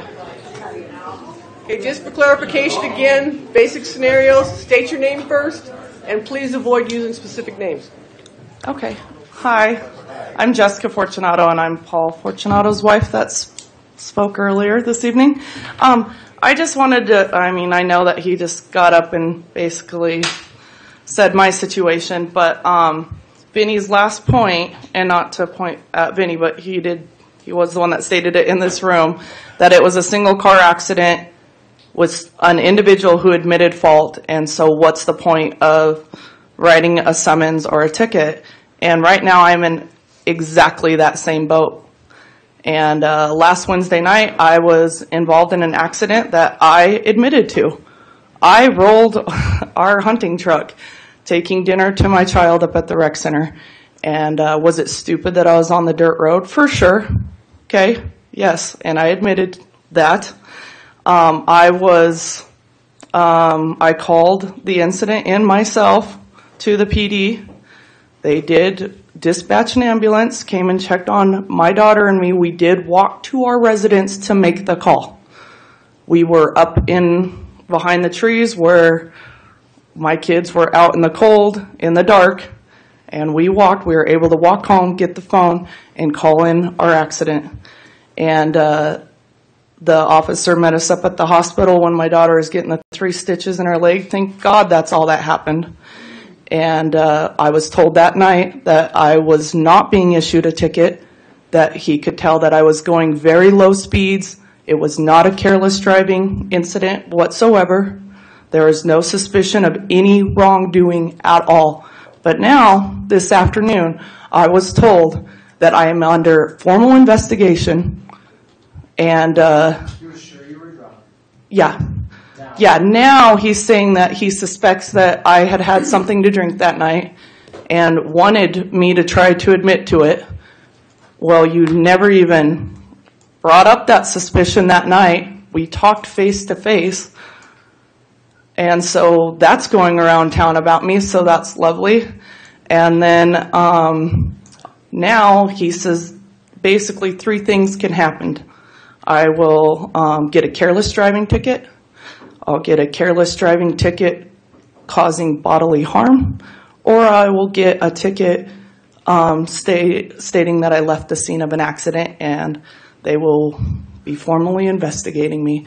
And I said, well, so I just sit around while you decide if I did something wrong or not, when you told me that there was not going to be a ticket issued. And he said, you're right, I did say that night, but that's no longer what's happening. Once again, everybody's not the bad guy. That's correct. Why is the PD doing that? This is the answer right here. Why did that happen? You're my boss. If social services shows up at my house, Wait. I'm going to flip. Wait. We're You talking about a understand? current pending criminal investigation. We can't be doing this. Fair enough. We need to get to the facts, and we need to get to the facts, but we can't do it in a public forum. We just can't. Okay. I got a question on that. If you're saying if it's something is under current investigation, you can't do it in a public forum. Right. Today, the police department put on Facebook something that is currently under investigation that has not gone to trial. How is that okay? Exactly. How is that any different than this? Is what I want to know. How is that any different? I don't know the Facebook posting, but if it's looking for information, if it's asking for There's no ask. There's no. It's a statement. It is a statement of From the Rangeley Police Department. on the Rangeley Police Department Facebook page of an incident. that says He was arrested for Well, I'm arrest. I'm curious how that's any different and how that can be posted in a public place where we can't talk about this. I'm hearing the lieutenant say that was a status posting that there had been an arrest. Yes. And that's different, in my perspective, from having a discussion now about probable cause, about the officer changing his position. I don't know if the DA's involved or not. I mean, I don't know any of that. But if the referral went to the district attorney's office, the officer no longer has control.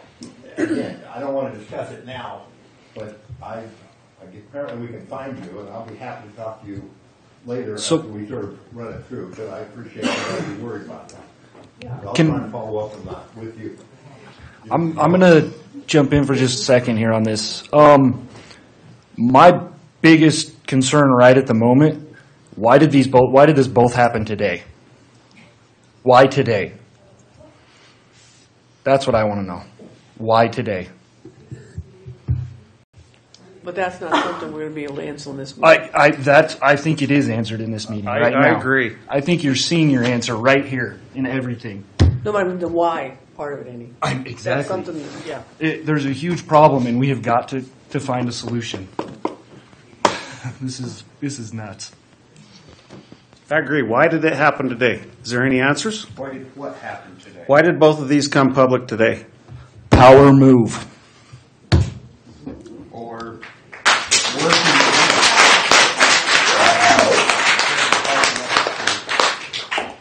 again, I'm only the lawyer here, but my preference would be have the discussion with your staff and the manager, but don't do it in a public forum. There's too many issues out there and strings. I'm good. I spoke my piece. All right, thank you.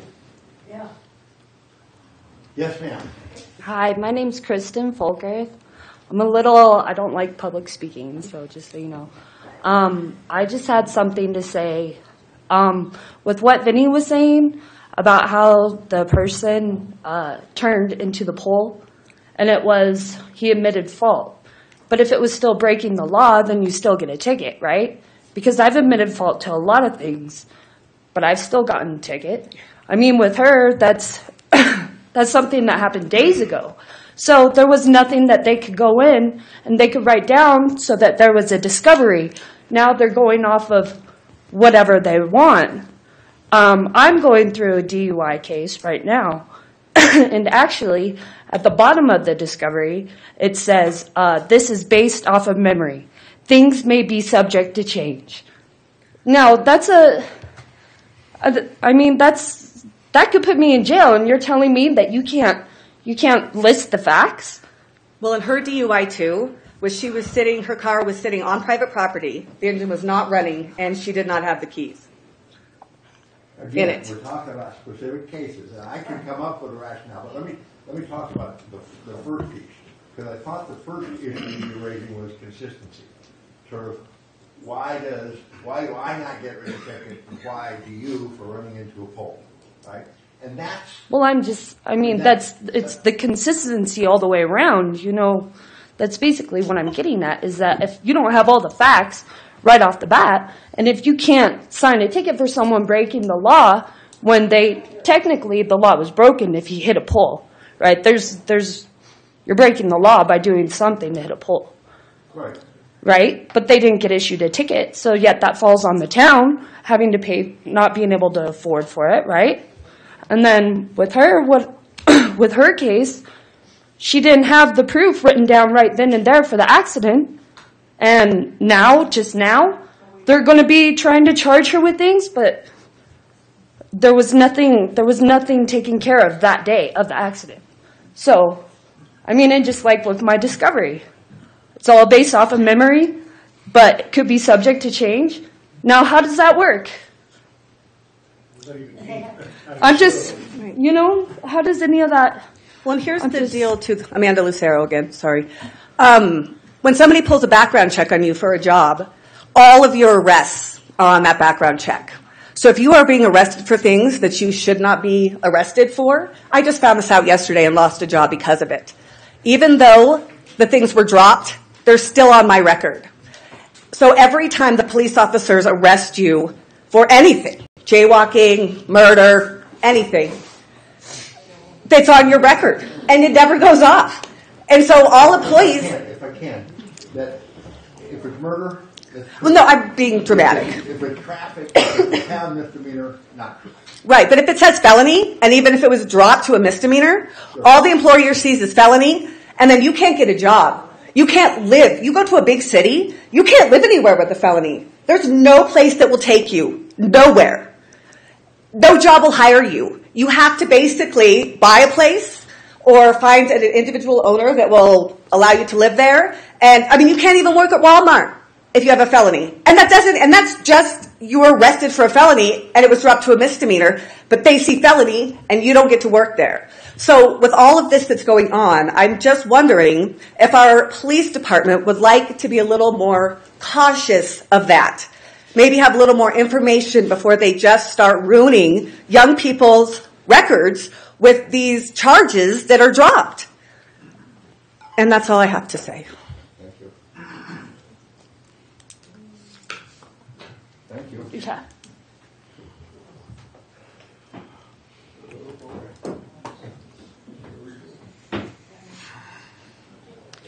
My name is Julie Lohr. This happened on Saturday. I received a phone call late afternoon that there was a suspect in the area around my home. The police were looking for him. It gave a description, said that he had multiple warrants out. They suspected he was maybe stealing a car. So I got that first phone call. My cell phone and the landline rang at the same time, so I knew it was something emergency-like. So a little while later, I got another phone call with the recorded message saying that even though they had looked, they were not able to find the suspect. Please lock your vehicles. Don't approach the individual. Just be aware. So I waited and waited and waited, and I thought I'd get another phone call saying, hey, we found him, or no, he's not in the area anymore, or nothing. Nothing. Granted, I could have called the PD and said, hey, I'm concerned about this. What's the status of it? And I did not do that. But the next day I called and asked the dispatch that answered, and she said the first 2 phone calls were sent out by one dispatch person. And those were the phone calls. Then, I don't know if shift change or something, the next person that sent out, and it was a text message, I talked to Leslie out at Moon Lake, because she lives a block from me. She had received a text message that, yes, they had the guy in custody. So if they called me 2 times to tell me he was in my neighborhood and a policeman walked in front of my house, shouldn't I have been notified that they found him? So I think they just need to take a really close look at the procedure maybe. So if you're going to notify people there's a bad guy in your neighborhood, you need to tell them that you caught him. Because thankfully Bill found out the next morning that they had caught him, so I was like, but do you let the dog out to go potty? Do I need to go lock the garage because my car's in there? You just didn't know. And we're having, a couple years ago, we had a bad guy in the backyard of my house. And so it's just getting to happen more. You just need to keep us informed. Because that was a little scary going to bed that night, not knowing for sure if he was still out there and stuff. So. Thank you. Can I say something on that? No. The message is, I'm sorry you didn't get it. We'll look at it. Well, my name's Dylan Smuts, and I usually learn a lot more by keeping my mouth shut than open, but I did want to kind of say, I think what we're all kind of looking for is just the positive policing. You know, I talked to Vinny while we were at break there, and I think we're all just looking for more positive policing. Like the 56 stops, if it was positive policing, it's not a bad deal. But if it's witch hunting for a DUI, stuff like that, it is, you know. But, you know, like these kids, you don't see any kids out anymore. After 8, 9 o'clock, you know, they used to cruise Maine and park at the car wash and do stuff, you know. And I don't think any kids cruise. No. They're scared to cruise, you know, because I can remember getting pulled over 2 or 3 times a night for a license plate light, and it's like, I just fixed it today. I get out and I look at it and it works. Well, it was out when I pulled you over.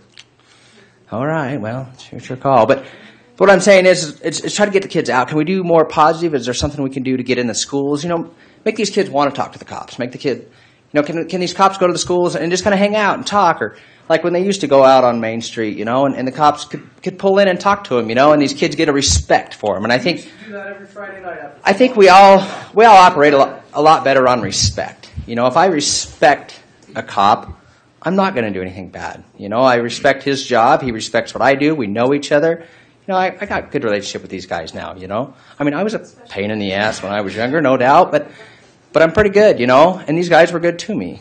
But, you know, could it went the other way like that? Sure, it could have, you know.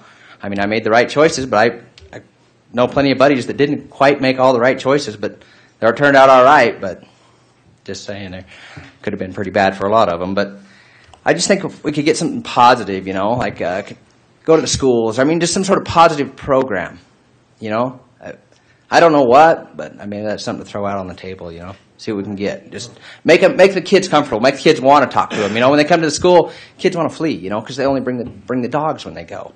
You know, can they go in and just hang out and BS? Maybe catch them at a lunch hour or whatever. You know, at a young age. You know, just you know, I think they did something. My little daughter, you know, they did a deal down there because that Pena, he's not here anymore, but they went down there and they had a little hero day, and I thought it was great. You know, they brought the fire department or ambulance in and the cops, and it gave them real everyday heroes, you know, and I think that's good stuff, but can we start them from that age on up? You know, we're losing track after that. When they get in the grade school, can we still make those same contacts? Because, I mean, a lot of these cops we have been here forever, you know, so these kids could get to know them at that age and work their way up. I mean, you got to start and work your way all the way to the top, you know what? We want these cops to be able to go in the high school, and the kids are like, hey, what's up, man, you know, and harass them, and these cops can harass the kids in a fun way, and these kids say, you know, something's bad going on. If they want to know where the drugs are going at, it's there. Everybody knows. I guarantee you everybody here knows exactly where they come from. Hell, I do. I can watch the highway and tell you exactly where they all come from. But we can't seem to bust those guys, you know. But we know. Everybody here knows. And I think if we could just get more interaction, it would work better. You know, just positive policing. But that's all I got. Thank you.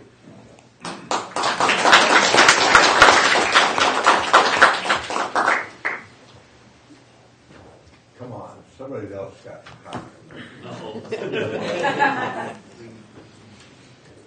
John Perry. I own the only bar in town. I think listening to people and listening to things that have happened to us is, and I think Andy Schaefer kind of brought it up, with the amount of pullovers versus tickets is I think a lot of us feel that the cops are always fishing for a DUI. We'll pull you over for any reason at all that we can think of, just to see if you're DUI. Which, you know, obviously the majority are not DUI. So there's this, I mean, I've had multiple customers that have come, had their burger and a soda, and drove, and within a block or two been pulled over because they left the bar. And that's been happening for years. So business declines because of that, because they know if they show up at the bar, whether they walk, drive, get a ride later, whatever, they'll probably end up dealing with the police. So instead of dealing with the police, they stay home. A lot of that just comes down to, I think, the police department not as they point out, we're not all bad people, but they're acting like we are. And I'm not saying during a pullover when they're having face-to-face contact. We don't know at that point. But in general, as a community, we should know our police officers and more or less be friends with them. Not, there's the cops. Stay away, it's the cops. You know, if we had more positive interactions with the police than just when they're fishing for a DUI or doing something, because that just puts a negative feeling from the community towards the police. And there shouldn't be a negative feeling. We need them. They do a job that most of us don't want to do. That's why we're not doing it. And it's a tough job. And I can imagine it's even tougher in a small community where you do know people. And they have a job to do. And I don't think anybody here where this kind of started is saying that they shouldn't be doing their job. You know, they have a job to do. But when they're doing it, make sure it's legitimate. Give you an example. I think about a month ago, my bartender was pulled over when she left work. But she wasn't pulled over right after she left. She was pulled over. She was followed to her house. Truck behind her with its brights on when she got to her house. She decided to skip her house. Since she's a single female, she didn't know who was behind her. And she kept on driving, and she drove a little fast because she was getting scared. This truck's following her.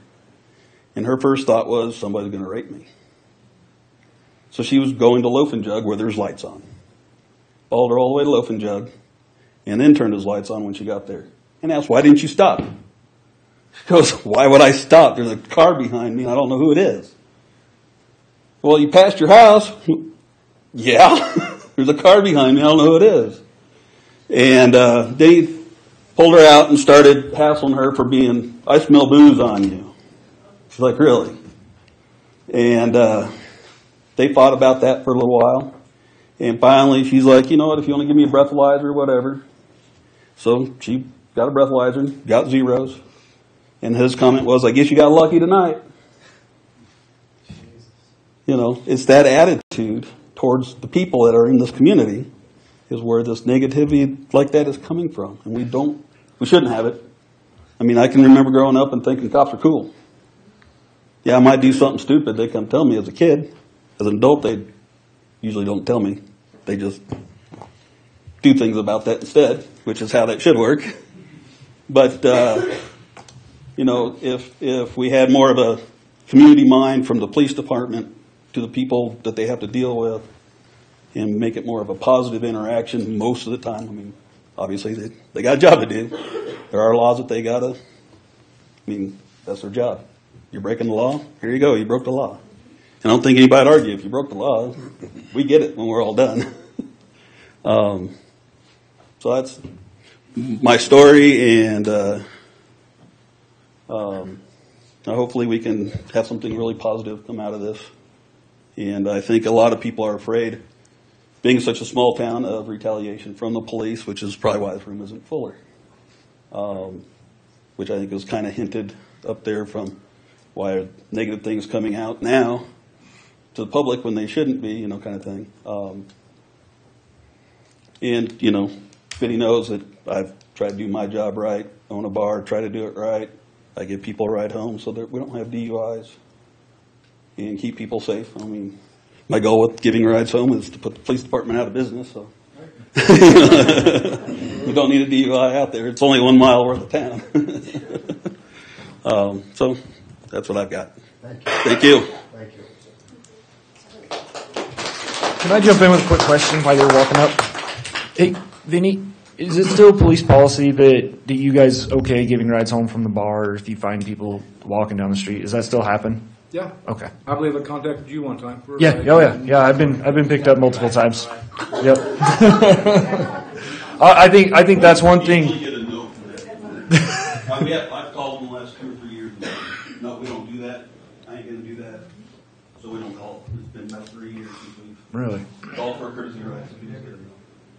Okay. Well, I know, like I said, I spent some time down there. I'm not going to lie to anybody here. So, and it used to be they'd come through and hey, if you need a ride, holler. You give them a text message. When we had the limo and 3 cars would show up to help. And what I'm getting at is, if that stuff's going on, I think that's something that helps the image. Like, hey, yeah, we don't want that. We'll give you, you know what I'm saying? Like, Roy, I know it wasn't too long ago, a year, 2 years maybe. You gave me a ride home, but yeah, I was walking down the street and he just pulls over, and I think that's something that is a solution that might be something to be encouraged. I mean, something to talk about. Yeah, kind of like you're talking about. Sorry, Tracy, go. That's okay. Tracy Hayes. So I'm going to build upon what John Perry was saying, and I think you had brought it up, Dan, at the very first of the meeting, of the scenario. If I'm in a restaurant, an officer's in there, he sees me having a couple drinks, it's his duty to pull me over or call me in. So is that how it works? Because I'm not a big drinker, but I'm not opposed to having a glass of wine, and it's not illegal to drink and drive. You just can't drink and drive over the legal limit, correct?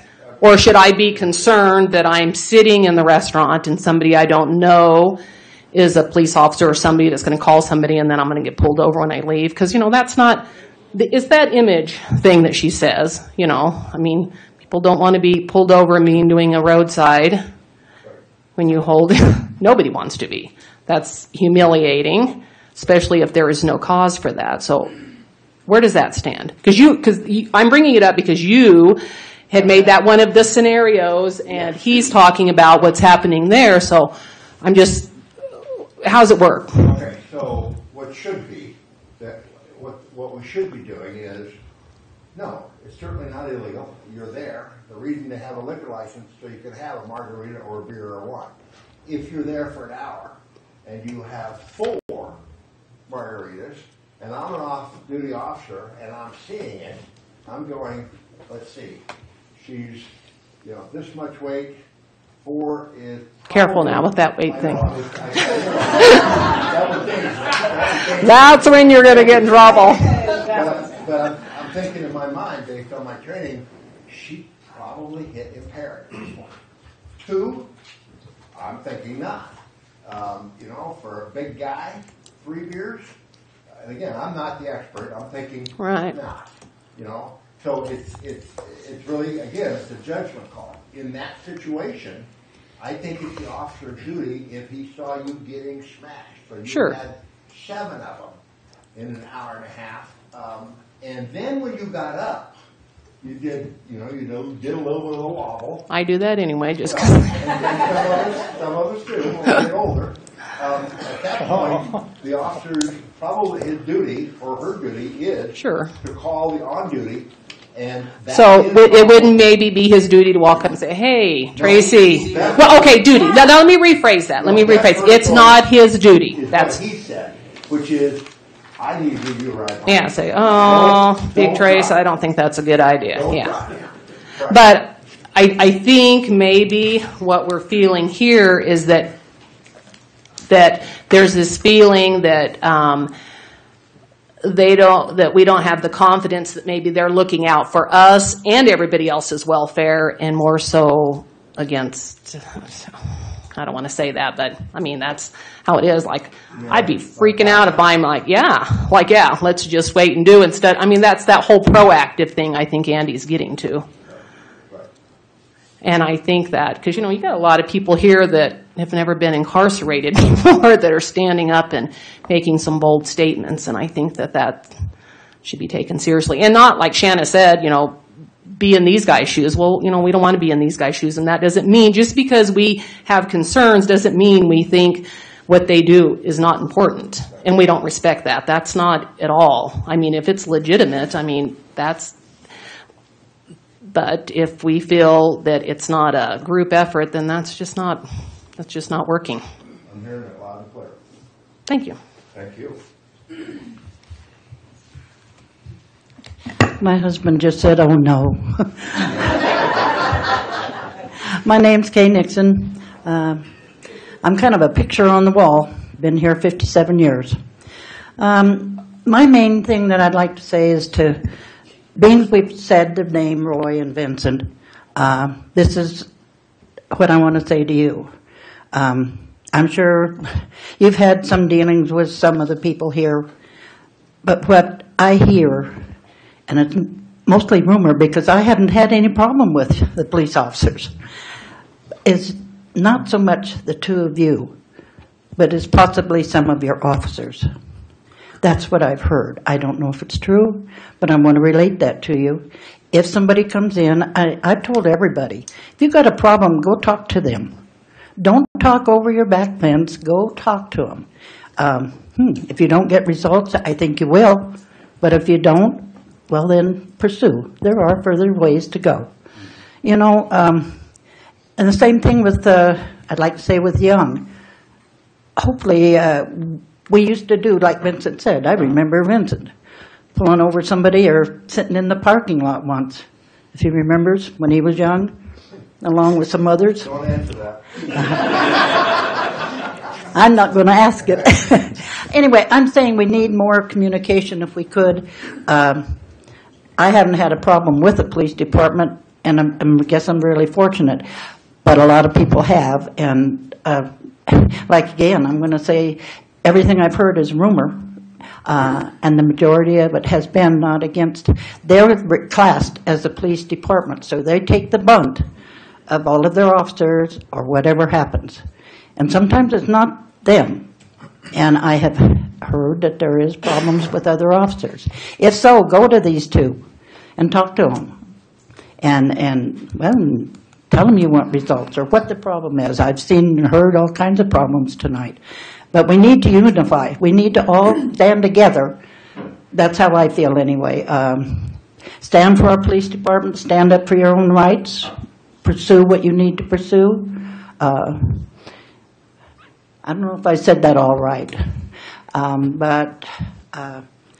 the same goes for our young. I have a real concern for our young.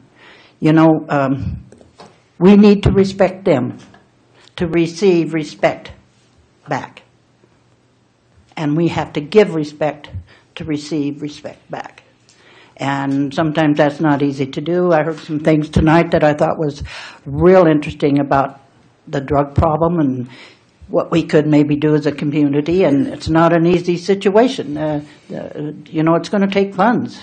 It's going to take people. It's going to take manpower. People don't, it's just not that easy. But it's an awful good thought. And, you know, I'm just hip here now to just say that I want to thank my police department. I think there's improvement. I think there's improvement in my own self. I think there's probably in the town and the fire department, you name it, or anywhere you want to put it. But tonight happens to be with the police department and, well, maybe the town or the council so that everybody can get together. I see them taking notes tonight. Hopefully they have heard a lot that's been said and take it under their hats. Give them a chance to pursue. And I'm really glad that everybody has spoke out. I think this is important. It shows this meeting was needed. And I thank you all for coming.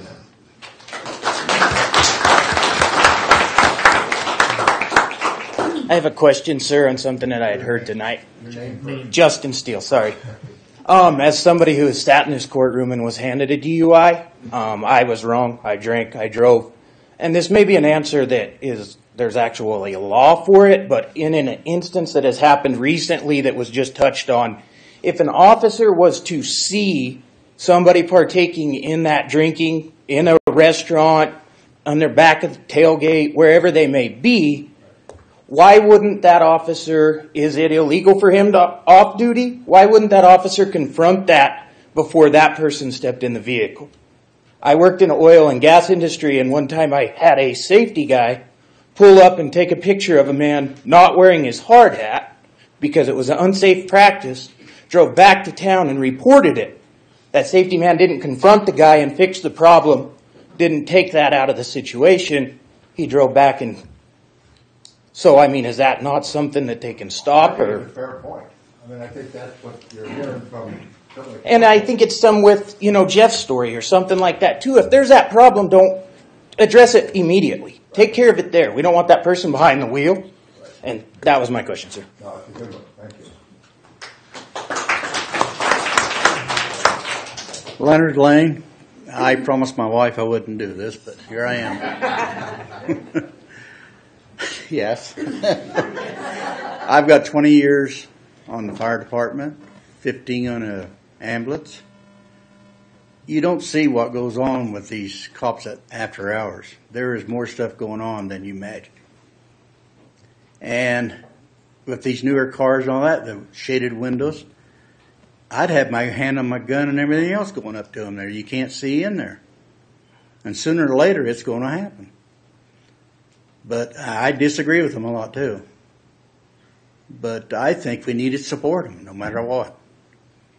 And this is the wrong place to be doing this. The wrong place. That's all I got to say. Thank you.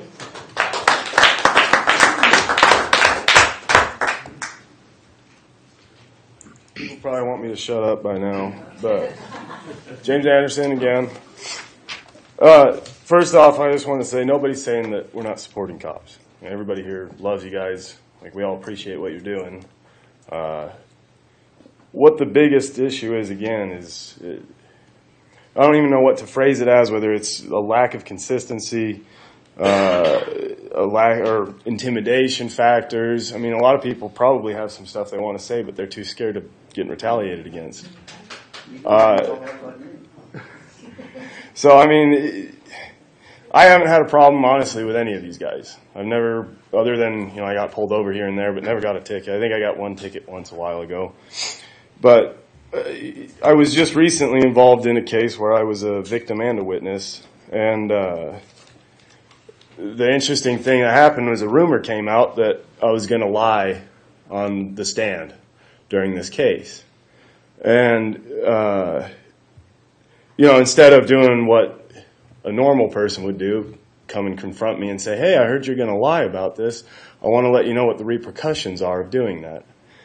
First off, I didn't lie. Everything was on video, so if I lied, I would probably look like an idiot. But, instead what happened was he texted my fiance while on duty, and she was not involved in this case whatsoever. Was gone the entire time during it. Texted my fiance and asked her if he could meet her at some location. I believe it was like the water plant or or the sewer facility. Odd location. It wasn't in a place where they could have a recorded conversation. It was all in his cop car. She was smart enough to bring a friend with, so there's a witness there. And he proceeded to tell her that he heard I was going to lie and I would be faced with a list of charges that they already had, and then a felony for perjury. Obviously, I wasn't too worried about it because I knew I wasn't going to lie. But she was freaked out. Now, I was reading in here on the Law Enforcement Code of Ethics, there is a specific part that says they protect the innocent against deception, the weak against oppression or intimidation, which I'd like to focus on, intimidation, and the peaceful against violence or disorder. I find that interesting because everything I agree, I mean, they do a great job of protecting us. But they also violate some of these codes that we're supposed to be held up to. And again, that's what we're here for. Nobody's saying that we don't support them. Shannon, I mean, we all get where you're coming from. We don't want to see any of these guys lose their lives on the line. All we want to see is, us. We have respect for them. They should respect us. That's all we want. That's it. So, like I said, total support from me. Never had a problem. If I did, it's probably my fault, most likely. But there's a lot of people here that are having issues that, it's just kind of hard to turn your head to. So, like I said, I see you guys taking notes, and that's awesome. I can tell that there's probably going to hopefully be some resolution, and just keep us informed and updated. That's all we want. So that's all I have. Thank you. Thank you.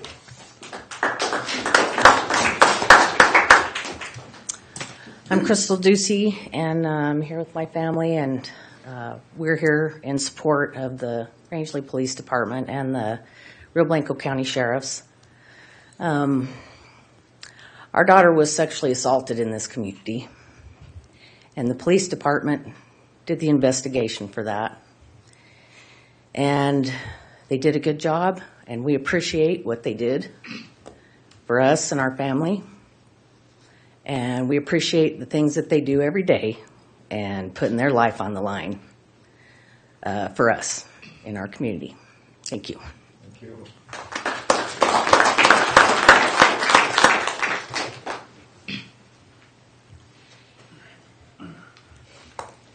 Kyle Boydston, just asking a question as a father right now. It doesn't feel comfortable to me to bring up some things, so what I'm going to ask you is, if there is something that I would like to speak about privately, what do you suggest is the proper protocol? You call me, it depends on who you're comfortable with. Sure. You can call me, you can certainly call the mayor, council person, you can call the manager, whatever's literally what makes you the most comfortable. Sounds good. That, as of right now, answers my question. I'll be in contact with Peter. Perfect. At that point. Yes. Thank you. Sure.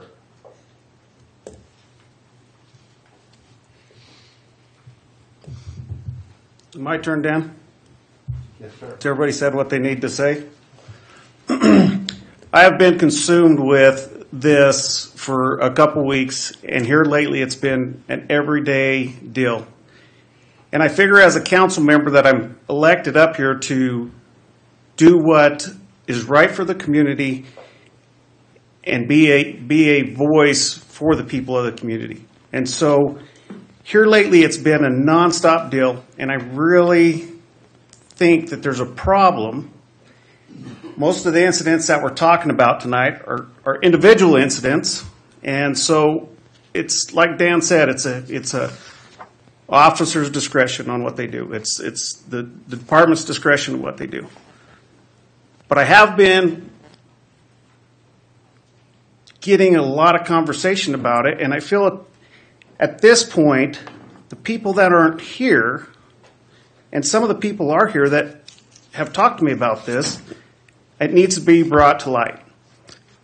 So the way it started out was there's a public safety committee that we have. That public safety committee is to talk to the certain different groups if there's an issue within the department.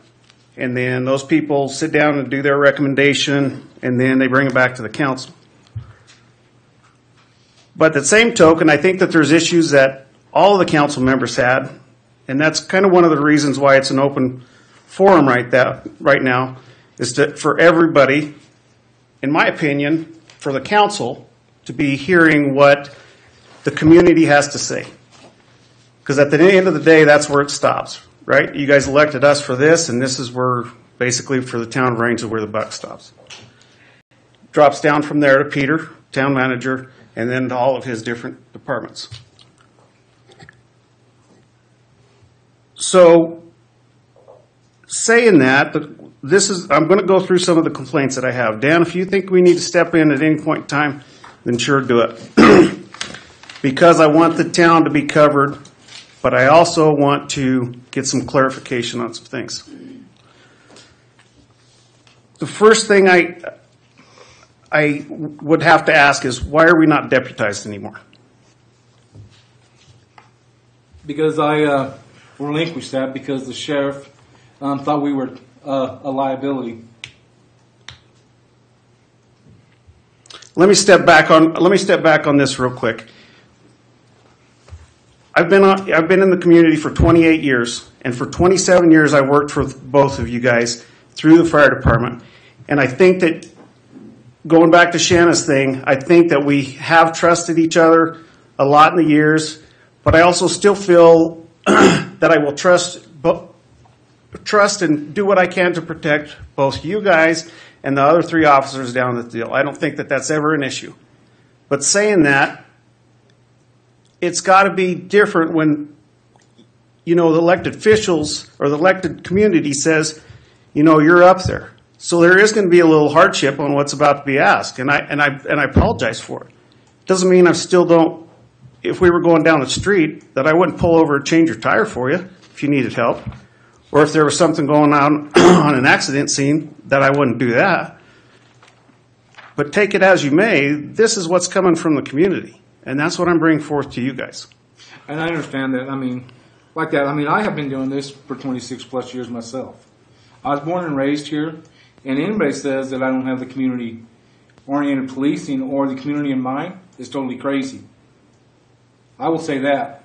I wouldn't be doing this. I've not went off to other jobs like it says in my resume to work in oil field or done anything else. This is my passion. This is what I chose. This is what I do. Because I was born and raised here, I feel I have a good understanding. Maybe I have lost touch maybe with some individuals. I do not know everybody in this community. I have friends that come back here and go, who's that? Who's that? I don't know. I don't know. You know, half these people, I don't know. You know, I can tell you that every officer, we train our officers not to be a mimic of me. Or you have a bunch of Vince Wilsicks running around doing nothing. There will never be a ticket written. Everybody gets a warning and everybody laughs at that. But all I hear is like, oh, it's just Vinny. Oh, it's just Roy. Is that what we want out of this community? Just people to do nothing. We are administrators. It's unfortunate that we've only had 4 officers, including the lieutenant and I, to enforce all the rules, laws, and traffics of this community. 2 of those officers have been stuck on nights for 2+ years. That's unfortunate. Because if you have an individual put into a position that's all they're doing is contacting at the worst time, doing their job, they are going to be getting complaints because he is doing his job. And I understand. If it was the lieutenant or I, we're on the day shift. We see the greatness of people. You know, we're doing the VIN checks. The people are thankful. But it's the opposite with the other 2. And in that, like I said, one officer does 90% of the investigation. It's just the luck of the draw. It's not that we do it. And so you have one individual who maybe that person does all the traffic enforcement. You know? I mean, I look at the stats of what Mothers Against Drunk Driving, an organization that is totally against drinking and driving. All the practices, what they say and what they want law enforcement to do is what we do. You know, I gave you guys flyers. Right there it states, you know, all this methamphetamine taken off an I-70 for what? You know, somebody making a left lane violation? Really? You know, I mean, following too closely? I mean, this is, you know, what I hear of the community is like, these are minor traffic violations. Why are we even being contacted for this? You know, you pay somebody to do a job. They do that job, I think, very well. You know, that's my defense, you know. And it is perception, you know. If you don't totally know, like I said, I drive down the road, I watch people behind me and in front of me. Everybody crosses the line. I do. But the point is, I don't drink and drive. You know? Chief, can I say something? What you're not talking about is the subtlety. Because you are doing it by the book. What you're hearing from these folks is it's not the rule of law that they're complaining about. That's not what I'm hearing. It's the touch. It's having the officer, when he stops somebody, in the words of somebody, be respectful. Well, I don't know whether to believe it or not. I'm obviously not from here, but you've heard a number of stories of saying of an officer effectively lying, making stuff up, or bad attitude. And bad attitude is really hard to define, but everybody knows what it feels like. And that's, I think, what you're hearing. And I think that's what the councilman is talking about. It's a feeling. And I know you, and I know that that's training. The officers can be trained to do that. And if that hasn't been the message to the officers, and that's the message tonight, we can do some training, and you know how to do this, Roy knows how to do it, and let's reflect this frustration, this anger, and take it away, because I think we can. Oh, yes. I think we're all on your side. I think for all of us here, we're all on you guys' side. I think everybody here is with the cops. I think that's what everybody wants to know is that we're with the cops. We want to, I guess, wage the war on the drugs. That's what we feel like, that everybody here is just getting harassed, and all of us want to focus on this drug problem, you know. I think a lot of people, that's why I hear too, you know, everybody's so frustrated about the drugs coming in here, and then you hear all these stupid stories. Well, You're always going to hear those, you know. I mean, Well, we've been and- here forever, but I think everybody here is on you guys' side. I think everybody here supports the cops 100%, you know, and I think we would all be, if anything happens, I mean, you may give that guy a DUI yesterday, but in the end, he's still on your side. He still stands next to you guys and believes everything that you're doing is right. You can't deny a DUI. If you drink and you drive, it's wrong. We all know. If you don't use your turn signal, it's wrong. If you don't stop sign, it's wrong. All that shit's wrong. And I think we all, you know, when you pull us over, go, yep, you know, give me a ticket or kick me in the nuts. And 90% of our traffic contacts are related to the seizures of narcotics. You know, we have laws that say we can go up to a house. If I go up to a house and people go, you know they're doing it, I go up and I knock. And that's Hey, why I feel Dylan? like you guys hand to tie, but what can we do to help you? Anybody can give information. Mrs. Richens has her son killed because of the drug overdose. You know, everybody wanted it. And yeah, this has been coming about. And everybody says, Chief, why don't we put it in the paper? Why don't we put it in the paper? Why don't we put it in the paper? I said, you know what? If you want it in the paper, we're going to put it in the paper. Maybe the community does. Do we have to boast every time we do something great? Evidently we do, because the community does not believe or has a perception that we're not doing enough about drugs. And we didn't change that. And that's why that went out there. We are going to start every time we deal with the drugs. We have officers. We bought pedal cars. They're in the schools. You know, the officers that are on day shift, I say, you're going to the school now. They never had the opportunity. I'm the one that goes to the school. Well, The lieutenant goes to school. What can we all do to help you guys on all this type of stuff? Well, we have the manpower now. That is the biggest thing. You know, and yeah, we can do different training and be more subtle. But as to Mr. Perry, you know, yeah, you give one guy a ride home, the other 10 are going to leave and they're probably drinking. So that's why some of that has stopped, because we don't have, it's one officer out there every night. One officer by himself for the whole town. Except when a guy comes into our community and he's making rude comments to women and stuff, the lieutenant goes to make contact with that person and he runs. We send out notifications. Everybody's out there happily looking for this guy. Why? Because he's going to steal a car. It's just a matter of time before if we don't catch him, then he's going to steal the car, and the next morning somebody's going to be a victim in this community. But we actively went out there, did our job. You know, I guess if we have to start publishing everything, and the community wants to know, we can do that. I'm not opposed to it. But I'm not the person that sits here and boasts of how great we are and what we do. But the community, if they're uninformed, and if that's why I take it that we are here tonight, not being informed enough about what we do, and I think we're doing a really good job. We got great officers. You know, and I hear everything that everybody says about respect, dignity, and so on and so forth. Yes, respect goes both ways. Every officer that we've had, they have body cameras. People come in and complain about officers. The lieutenant goes, guess what? I haven't watched the video yet, but here, let's watch the video. All them officers, I mean, have been to the point of like, I've been in their shoes and I've said stuff I shouldn't have said, but those officers don't say what I've said in my younger days to an individual, and rightfully so. But I have.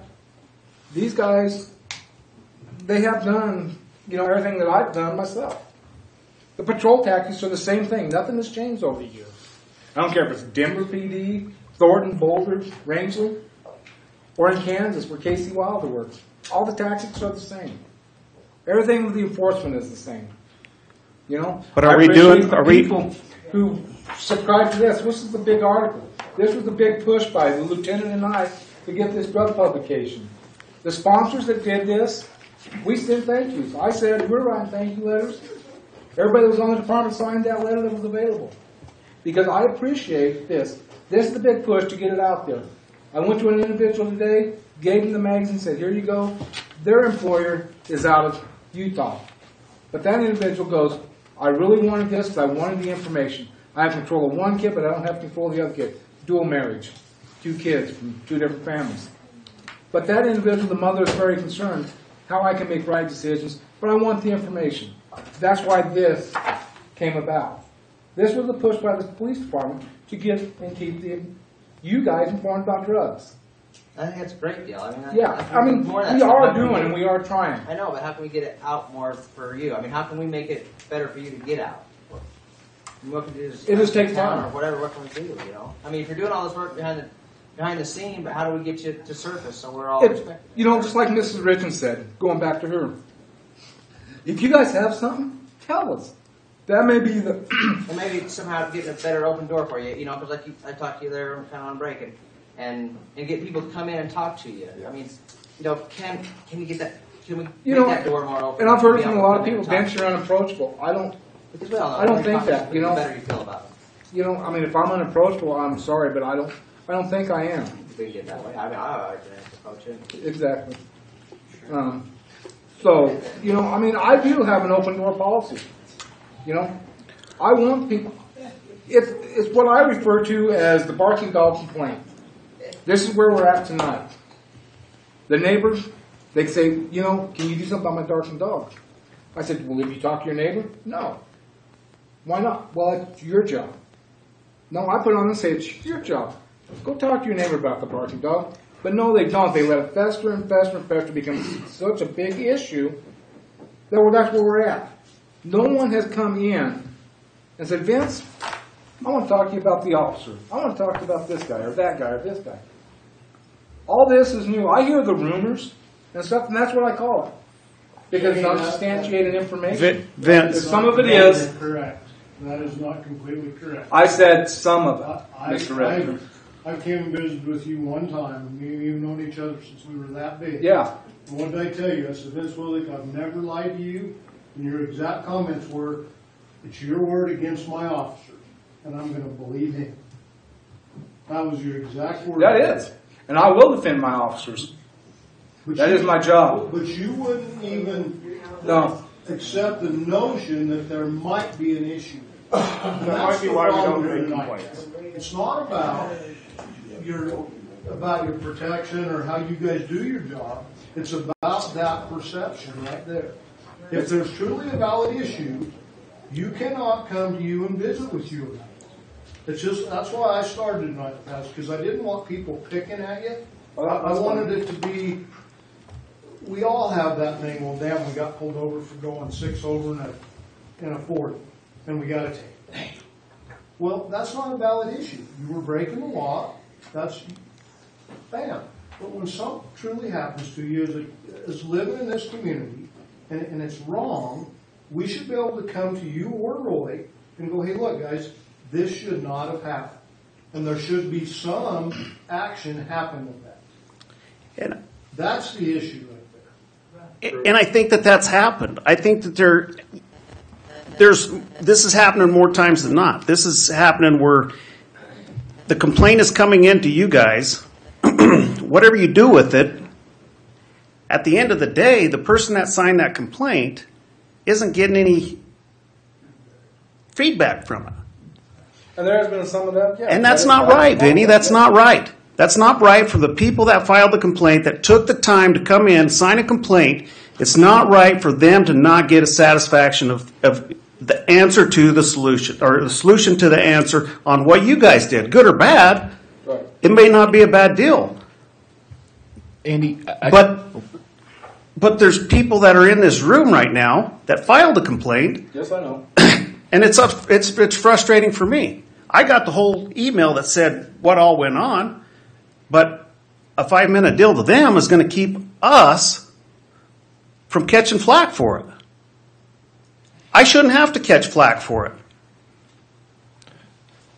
So this is something I think we can put a solution on and work towards fixing, in my opinion. How do we address this, make a policy or a procedure to where this is handled differently, to where a person that does file a complaint gets an answer within a really reasonable amount of time? I'll work on it. No, I'm saying it's time for us to get involved. Whether that be public safety committee or it goes through Peter, whatever that channel is, I think that's the discussion we go with for that.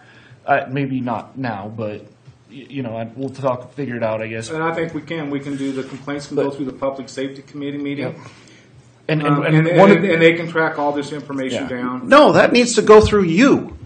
It goes through you first. It doesn't go through anybody else. Okay. That's the chain of command. Dan, tell me if I'm wrong. There's a complaint that comes in, it goes to one of these guys. And then from there, it goes to Peter. And then if they can't resolve it, it goes to us. Hey, Andy, that's the way it should go. Shouldn't more people be observant to the complaints other than just Vinny, though?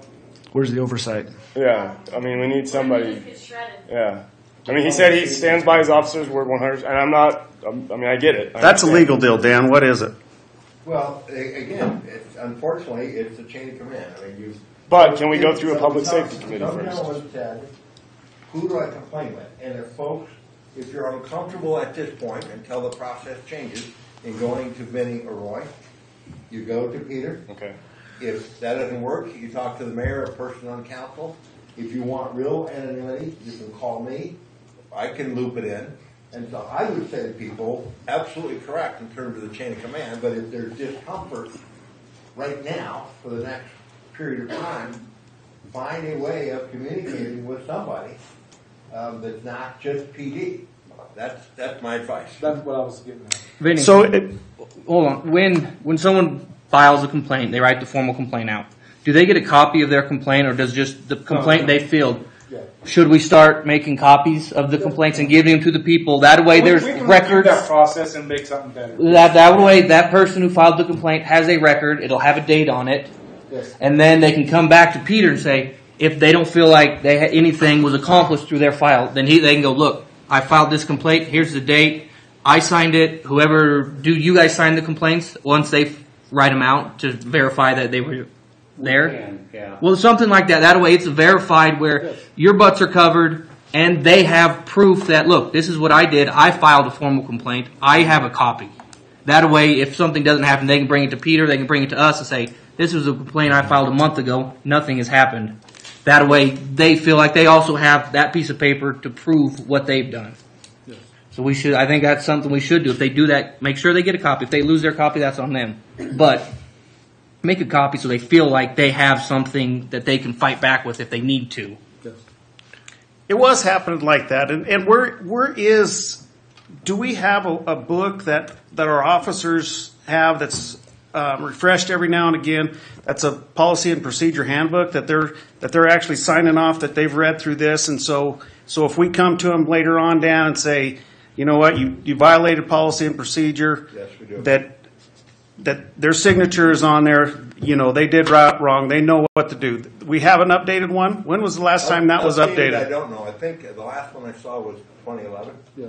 I think that's the last time. Is there a need to update that? There's always a need for more training. Has anybody tried to update it here in the last 3 or 4 years?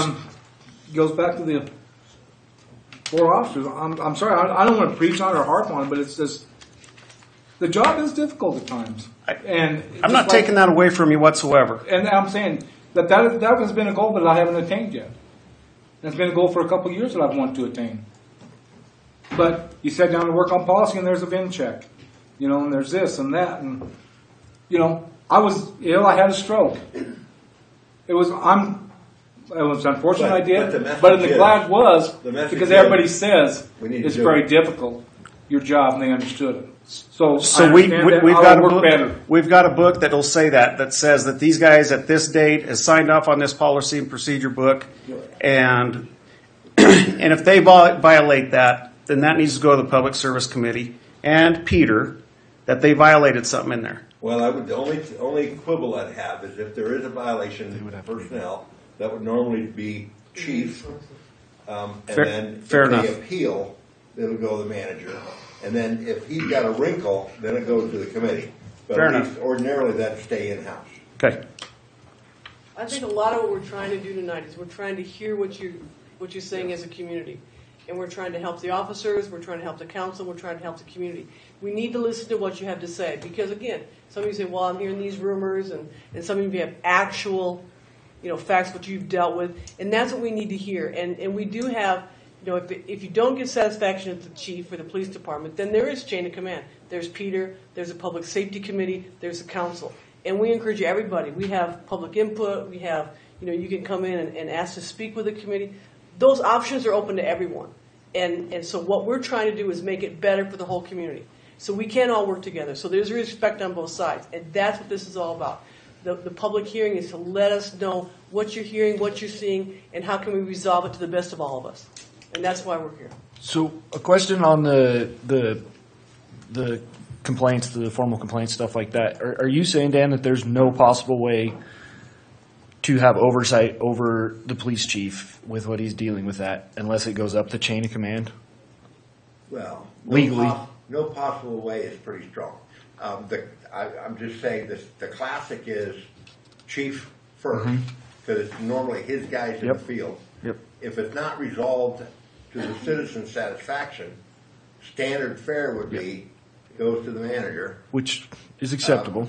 I mean, that, and then if he doesn't get it resolved to citizen satisfaction, that's when it's got to go to your committee for resolution. I guess the appeal. I'll stage the question this way. So at what point does, say there's 15 complaints on one officer that are all verbal reprimands, whatever, and let's say public safety, which I'm not even on, but that they have no idea that's happened, and the police chief has continued to let that continue to go on. Right. At what point is there somebody stepping in and saying, we need to fix this, this is way too many reprimands? If you've got 15 complaints, I'm exactly. Hypothetical.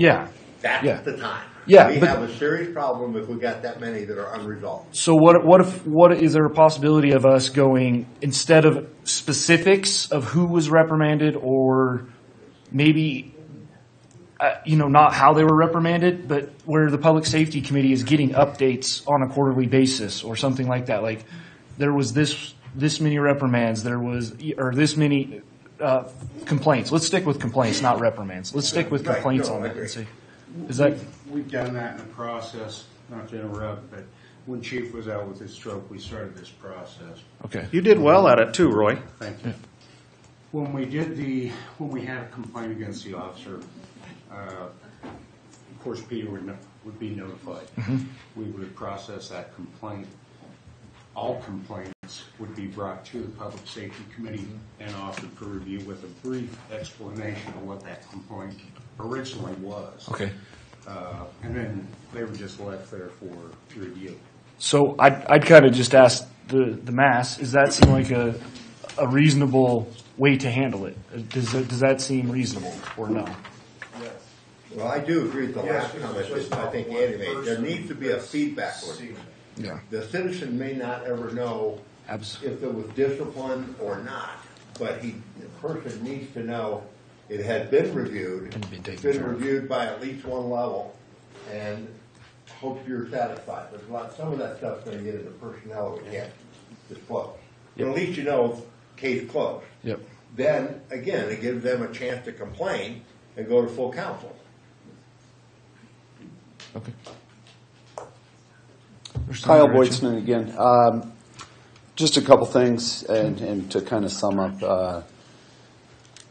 Number one, I appreciate everything these guys do. I really respect what you guys do as a parent, as a teacher, as just a community member, and I'm also a coach, and so I'm on trial every Friday and Saturday night. So I kind of empathize. As far as protocol, I will talk to Peter, and I'll talk to whoever after that I need to. I don't want to bring this stuff up in a public meeting, but I do want to say something about our town. I came from a town who, a place. It's a great place, but it was a place where we like to say that we were friendly, and sometimes we had a hard time doing that. Rangeley is a hell of a town, because we say we're friendly, and we are friendly, and we've got people here who are asking, how can we help the process? And I think that's pretty awesome. And I appreciate you guys giving this forum tonight. Thank you.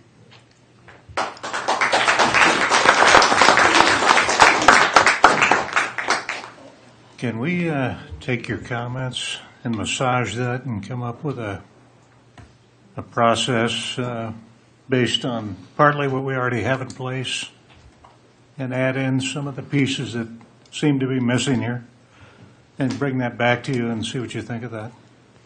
As far as what, Peter? As far as the complaint process and follow up and feedback loop and all that? I'd be open to that as long as it's followed through on the agenda at the next meeting or quickly.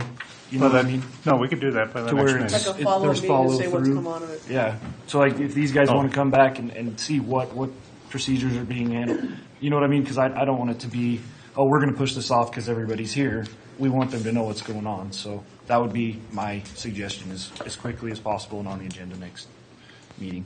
So No, if that's doable. I will commit to that. Okay. We'll have it there, and Dan will be part of that process, and we'll make sure it, When's the next council meeting? 2 weeks. Okay, Oh, wait. 2 weeks, and honestly, just, it's quick. for, Well, how about we do this then and do an update at the next meeting if it's That's not great. doable? That's great. I just want to make sure that when we send you something, we've vetted it and we think it's going to work. And we'll just put it on as a discussion item on the agenda, no action. Does that sound progress okay? report. Or under old business? Yeah, just an update of where we're at. All right. But I think when it gets all, when we have all that stuff ready, I think we need to bring it back out to the whole public. Yeah. And say, here's what we've reviewed, here's what we're doing, what do you think, and how can we make it better? And I don't think we can't move quicker on some of the other stuff going on, obviously. I mean, I think that stuff can be handled a little more abruptly, I would hope. And I guess we could do an agenda item on that too if people wanted it. Yeah, that'll work.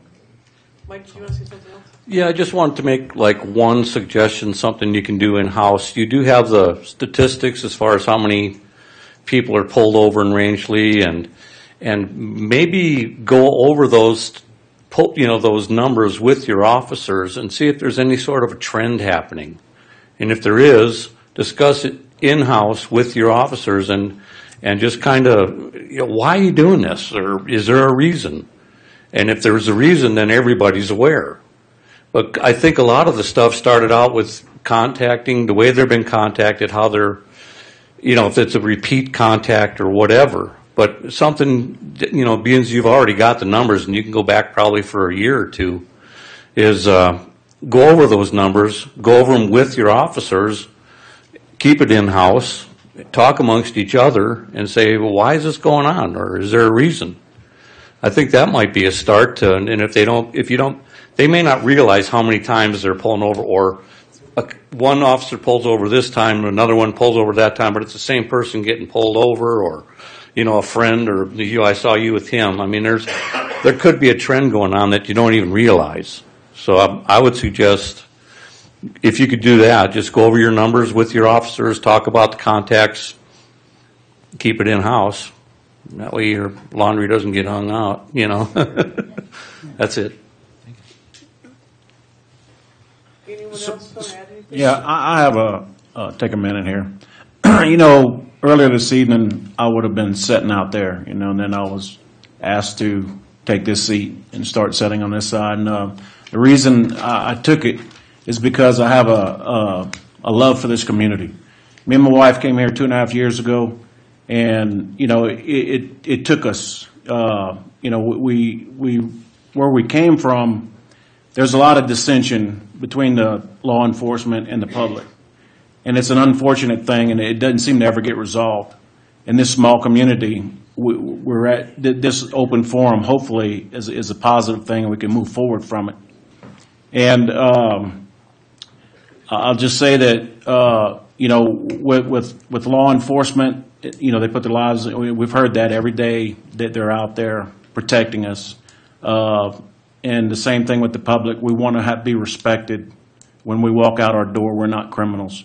But, we've heard that. But so moving forward, where do we go? Where do we go? How do we get there?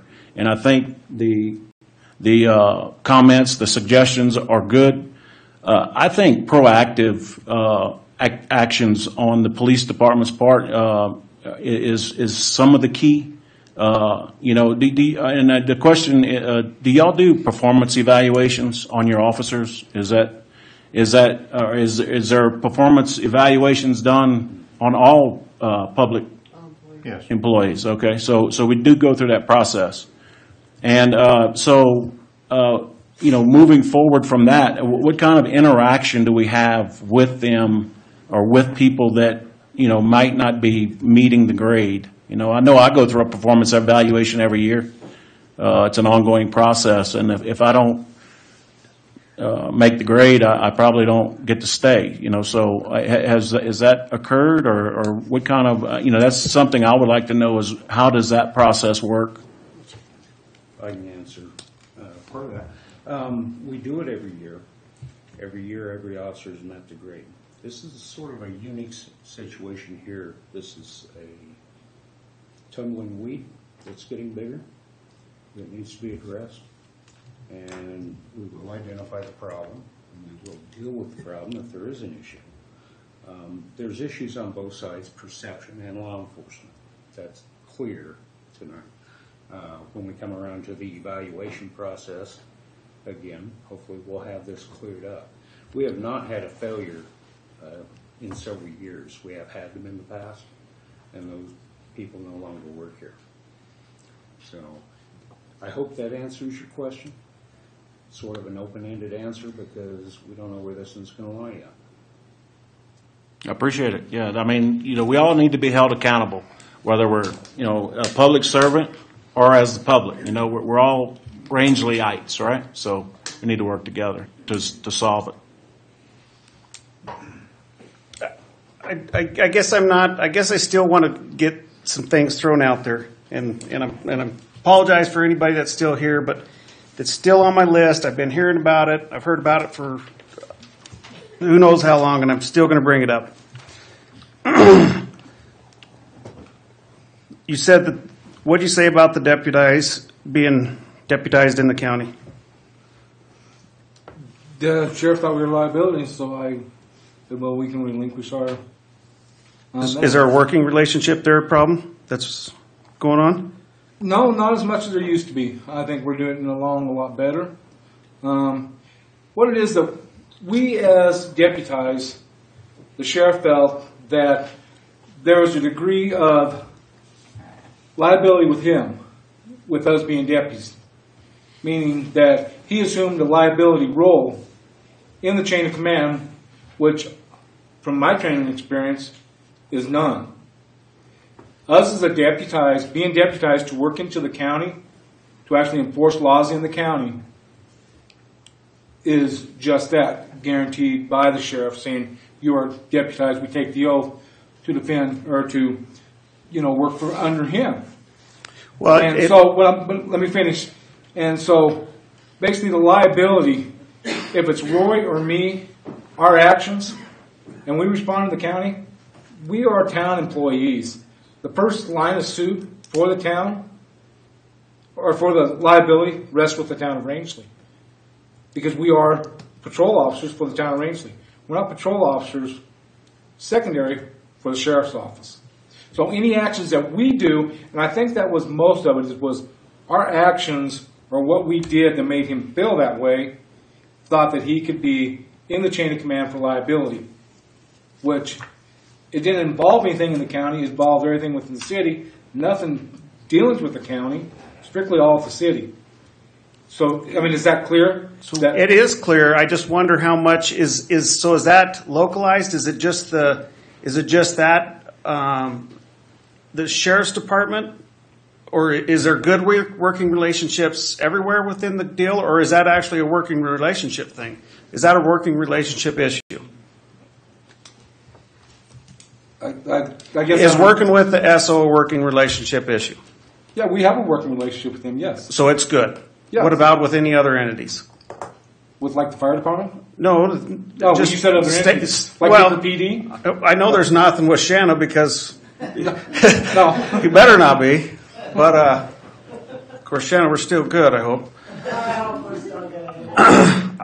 I just want to make sure if there is an issue that it's, we're not pointing all four fingers over it. No, I mean, we had a child protection team meeting. I asked the mental health just the other day. I said, hey, is everybody getting along? We're doing our job. Everybody happy? Yeah. Okay. Same way with Department of Human Services. Same question. We interact with them a lot more than we do with the sheriff's department. We have a lot more things associated with children. Unfortunately. I think it's something though too that it needs to be whatever you say. I think that needs to be looked at. My other issue that I have is the article in the paper that was wrote last week really made me nervous. And it says, and it was a quote, the working force population has declined and left behind the drug-using population. That kills me. That hurts me, and that really hurts. That the people that are left here are the drug-using population. And I'm sure that it's not something that you were meant, but it still is hurtful that's your, I know you're talking about a certain amount of people, but it still hurts that that's the way it came across in the paper. Right. If I can speak frankly, that's not how I remember it exactly coming out. And I asked Jen, and that's what she said. I asked her before I brought this forward. And she said she quoted it, and that's what she read. So maybe I should have came to you and asked you about it, but it was very disturbing, and I felt like council ought to. I can address that. Okay. Okay. We were talking about several different aspects. The coroner's office is extremely concerned. As you know, I work for the coroner's office as well with the drug-related deaths and stuff like that. We were talking back and forth between law enforcement and coroner and looking at law enforcement statistics for overdose responses and coroner cases. That's why the numbers don't exactly match up when I was referring to the number of overdoses. Looking at the ones on this end of the county, not necessarily Rangeley. But she asked me what I thought part of the problem was, and I said, look, our working force has moved from this area. Not all. What working force, though? I'm sorry? I mean, the oil field. Well, there's migratory people that come through town all the time. I've been here 27 years, and I see it on the fire department, and it's all migratory. Now that we have there's more than normal. There's more people gone. It's reduced our population, and then we have our sons and our husbands going up to North Dakota and stuff and working. It is reducing our population, and people who stay here to work are going to be contacted by law enforcement more often, just as a side note. But those people involved in the drug trade, their work is here. Their life is here. They stay here. So our drug population hasn't grown in a sense. It's remained the same, but per capita it's grown. Does that make sense? And that's where I was going with that. And it makes sense so then you read towards the end of the article, and it goes back to this perception thing is our proactive way to deal with this is to deal with our drug problem is through traffic accidents or through traffic violations or traffic stops, pardon me. And that was the proactive part of that, but to me, I understand the trafficking that's going through here, but none of these people died in their vehicle. Right. And I hear it a lot, but I don't hear it anymore that that your guys are getting out there doing a lot of foot patrol. They're in the cars stopping people. And it goes back to this. I mean, I remember, Roy, you were the man with doing it. And also was Flint Chambers. Their officers had to go around and do business checks. They were on their feet. They were running around and doing it. I don't ever hear it anymore. I don't ever hear that kind of stuff going on anymore, which should be part of our community. It's all in a vehicle. It's all trying to pull somebody over to get that DUI. Why isn't that going around? Why doesn't Dylan Smuts have somebody walking around his building? Why haven't they gone around Dylan Smuts' house? Where is that recorded in this that we did 20 business checks? There is it is hit and miss. I'll admit that there is times that one officer does a lot of business checks. If the night's slow and I can look at the shift work and see what's happening, and all of a sudden there's 20 business checks in my box, and I go through and look and secure door, and I've noticed that he went down the entire Main Street and checked every business in town that night. You know? And that's great. And he does that. I said he, because it's the one that is out there busting the butt, getting the job done. That's 1 out of 5, though. It was 1 out of 2. But there's 1 out of 5. I mean, just because it's not happening, just because it's nighttime, doesn't mean that those people that are, you know, and I understand your workload, Vinny. I'm not saying that. I understand completely what your workload is. But during the daytime, you're not seeing that much either. I went to Dylan's, took a picture of his daughter, said, look what we did. I thought you'd like this. You know, I mean, seriously, I mean, I try and get out in the public as much, you know, and make contacts with people. It's not business checks. You know, I get out and talk to people. You know, I mean, just like the doing the e-cycle event, that had nothing to do with law enforcement. It was something great for the community that I raised $7,000 for. It had nothing to do with law enforcement, but I went out and got a lot of money to help. So that e-waste, the computers and laptops stuff done in out there in the hills somewhere that we're trying to get rid of. And I think the things that you're doing like that is great. I really do, and I don't think anybody's trying to take that away from you. But I think the community is seeing that there's some lacking parts of that need to be brought up. And how is the town police department going to fix that? That's we're going to what try to be better with community-oriented policing.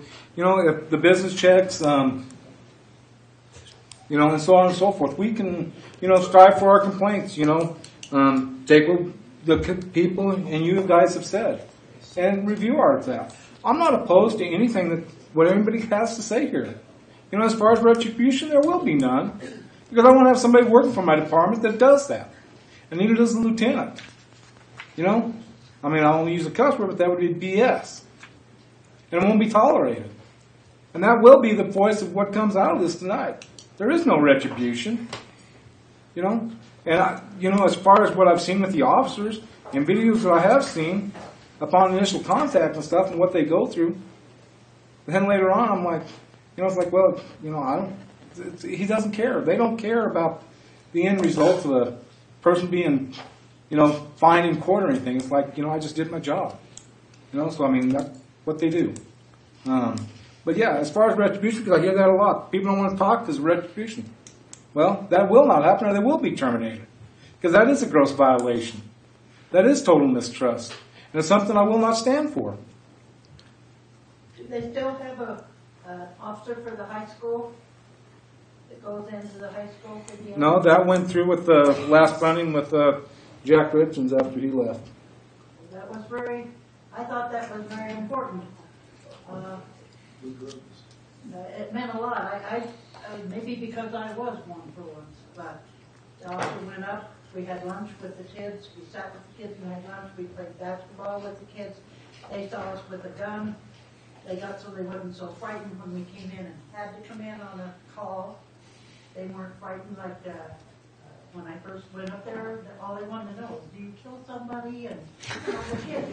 We're kids. So I just wanted to know if they still had the officer that went to the high school and to the grade school.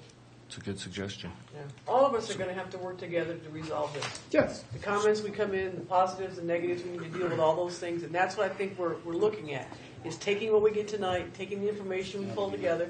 And like Dylan says, how can the community help us? This is the way they help us. Bring this information in so we can work with the chief, we can work with the officers, we can work with Peter, the town manager, we can work with Dan, so that we make sure that everything we do is going to be for the best of the citizens. I think what Mr. Hyman says has a lot to go, and Mr. Miller. You know, there is nothing here.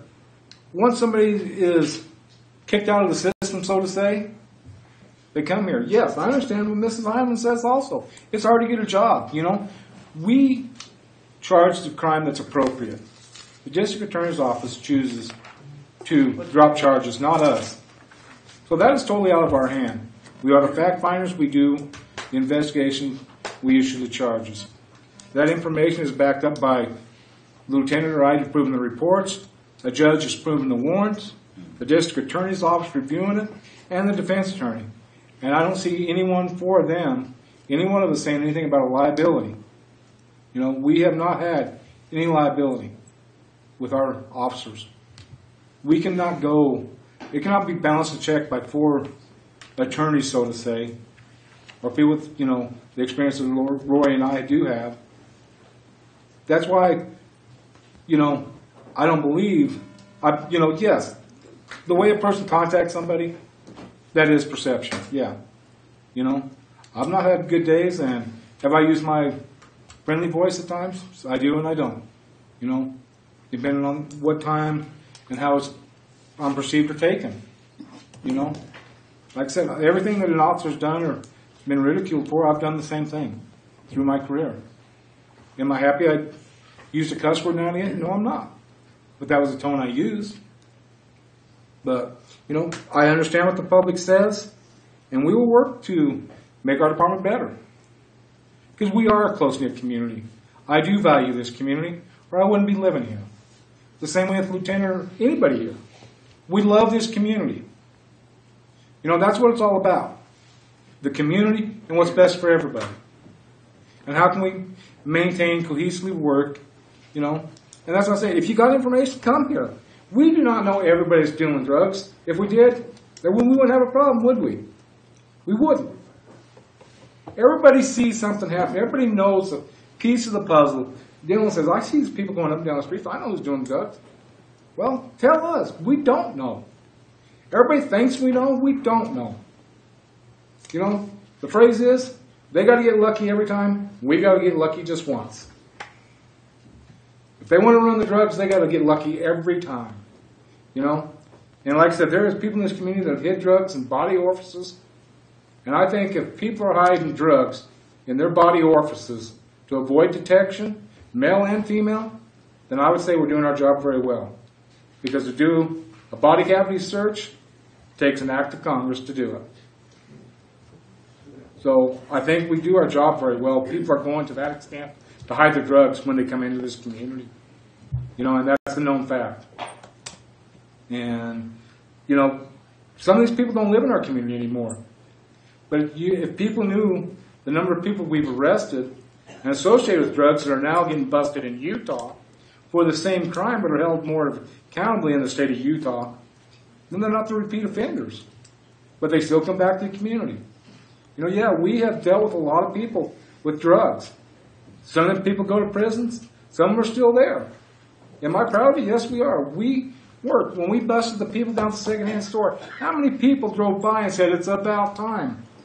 How long do you think it took us to do that investigation? And we got lucky once because of a counterfeit $20 bill that got us the ability to do a search warrant to get into the building. On a counterfeit $20 bill, we got lucky once. That's what sold it up to us. Had nothing to do with their drugs. It was a counterfeit $20 bill that was passed at the table.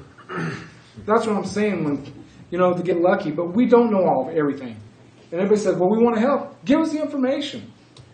You see these people driving up and down the street, they may be your neighbor. Turn your neighbor in. We want safe things for our kids. Give them this article. The ladies I talked to today said, I want to know. I tell my daughter, don't take candy from anybody. Make sure it's in a wrapper. Do this, do that. These edibles, it's crazy. It's labeled the same way as what a Reese's peanut butter cup is or a lollipop. These kids don't know that. But this information in this book helps you guys as parents say, don't do this, and this is why. That's what it's all about. We're all in it together. We all have to work and strive to do the same thing. It's to make our community safe. And I'll say, we haven't had, a young kid under the age of 18 die. Roy and I did the drug presentation at the high school with caskets and everything else. People walked by.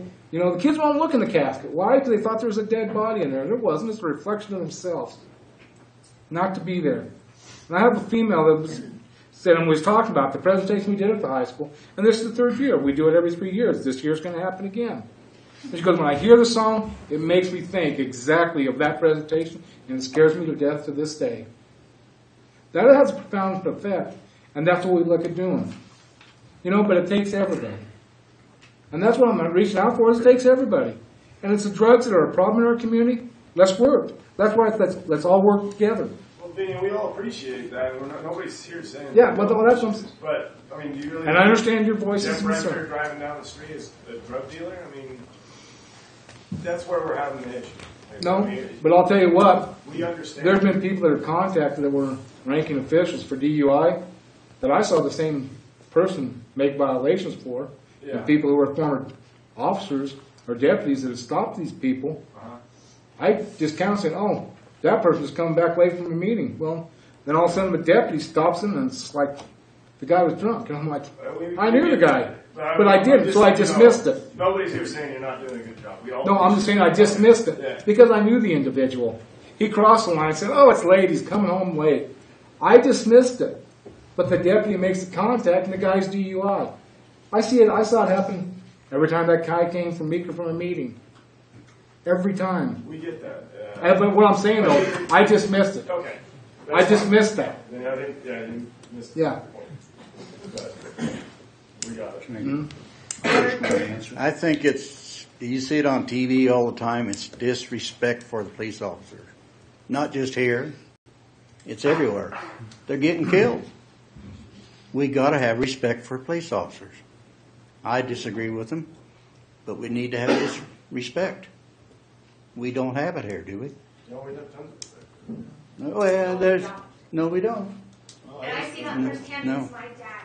I'm afraid he's going to go out there and get shot one day. But we need to do something to get respect. Come up to the hospital and have coffee and donuts with us. Wolf? Hey, that's right. But we need to, you know what I'm saying. Roy used to do it. He used to come down the store and buy me a donut. So now I know how you got the donuts and he got them. That's right. But don't you think, though, I mean, we need to respect an officer more than we do? Absolutely. Everybody here respects them. That's right. And, we can go on all we want tonight. I mean, we can, and that's the thing. I understand, and like I said, it is about the public. It is about our community, and we all need to work together. That's and that's right. what it's about. Whatever it takes. Whatever it takes. I'm That's open. right. Yeah. And there will not be retribution. What's that? Look at Deputy Gear when he died. Luke's family member. And how much of that community and other people from our own state went there to support him. We don't have that here. Our officers died. No one's going to give a crap except for family and friends. That's right. We don't want to get to that. I don't. That's where we need Yeah. work together. We need to be working on We ever this. get to that point. And I agree, if there's some issues, they need to be addressed. But they need to go to Benny and Roy to be able to address them. And if you don't take Shanna, care of them. I went to Roy because of an officer and what he did one night. And I'm sure everybody in this room knows exactly what I'm talking about. Okay, well, I don't. I'm sure you do. And I'll take the heat for that. Yeah. Because I was supposed to get still back to you, have and when I saw you here, 4 that's my months. responsibility. And I was followed for 3 weeks by a police officer. Every time I drove That's my BS. car. That doesn't happen. Yes, whatever. Something that really bothered me in this room is when Jeff was talking to you, and it's really commendable. You have to worry about the safety of the officers. That is utmost respect. And for you guys, okay? What I don't agree with is how he went in to talk to you, because he argued a point, a really good point. And he said that you tear it up. I didn't tear it up. But you can't always, your job is to defend the officers. Correct. But you also have to hear the public too. Yes, I do. You have to bring it with open arms. I've seen you pretty defensive on everything. And I mean, I do protect my officers, I think but I'm open to But suggestions. who's going to and protect the public then from the officers? That's what we're saying. Like, Vinny, we love you. You're one of us. These guys are not. At what point are you going to protect us? Like, you should defend them. And I told you, I said that. I respect you guys. You know I do. I've worked with you guys. There's no disrespect coming. But there is got to be accountability. Because, Roy, when I worked for you, there was accountability for things I did. I answered to you, I answered to Cy, I answered to Mike. And if you screwed up, hell was going to hit. What has happened? Because I know you guys know. It's an obvious thing.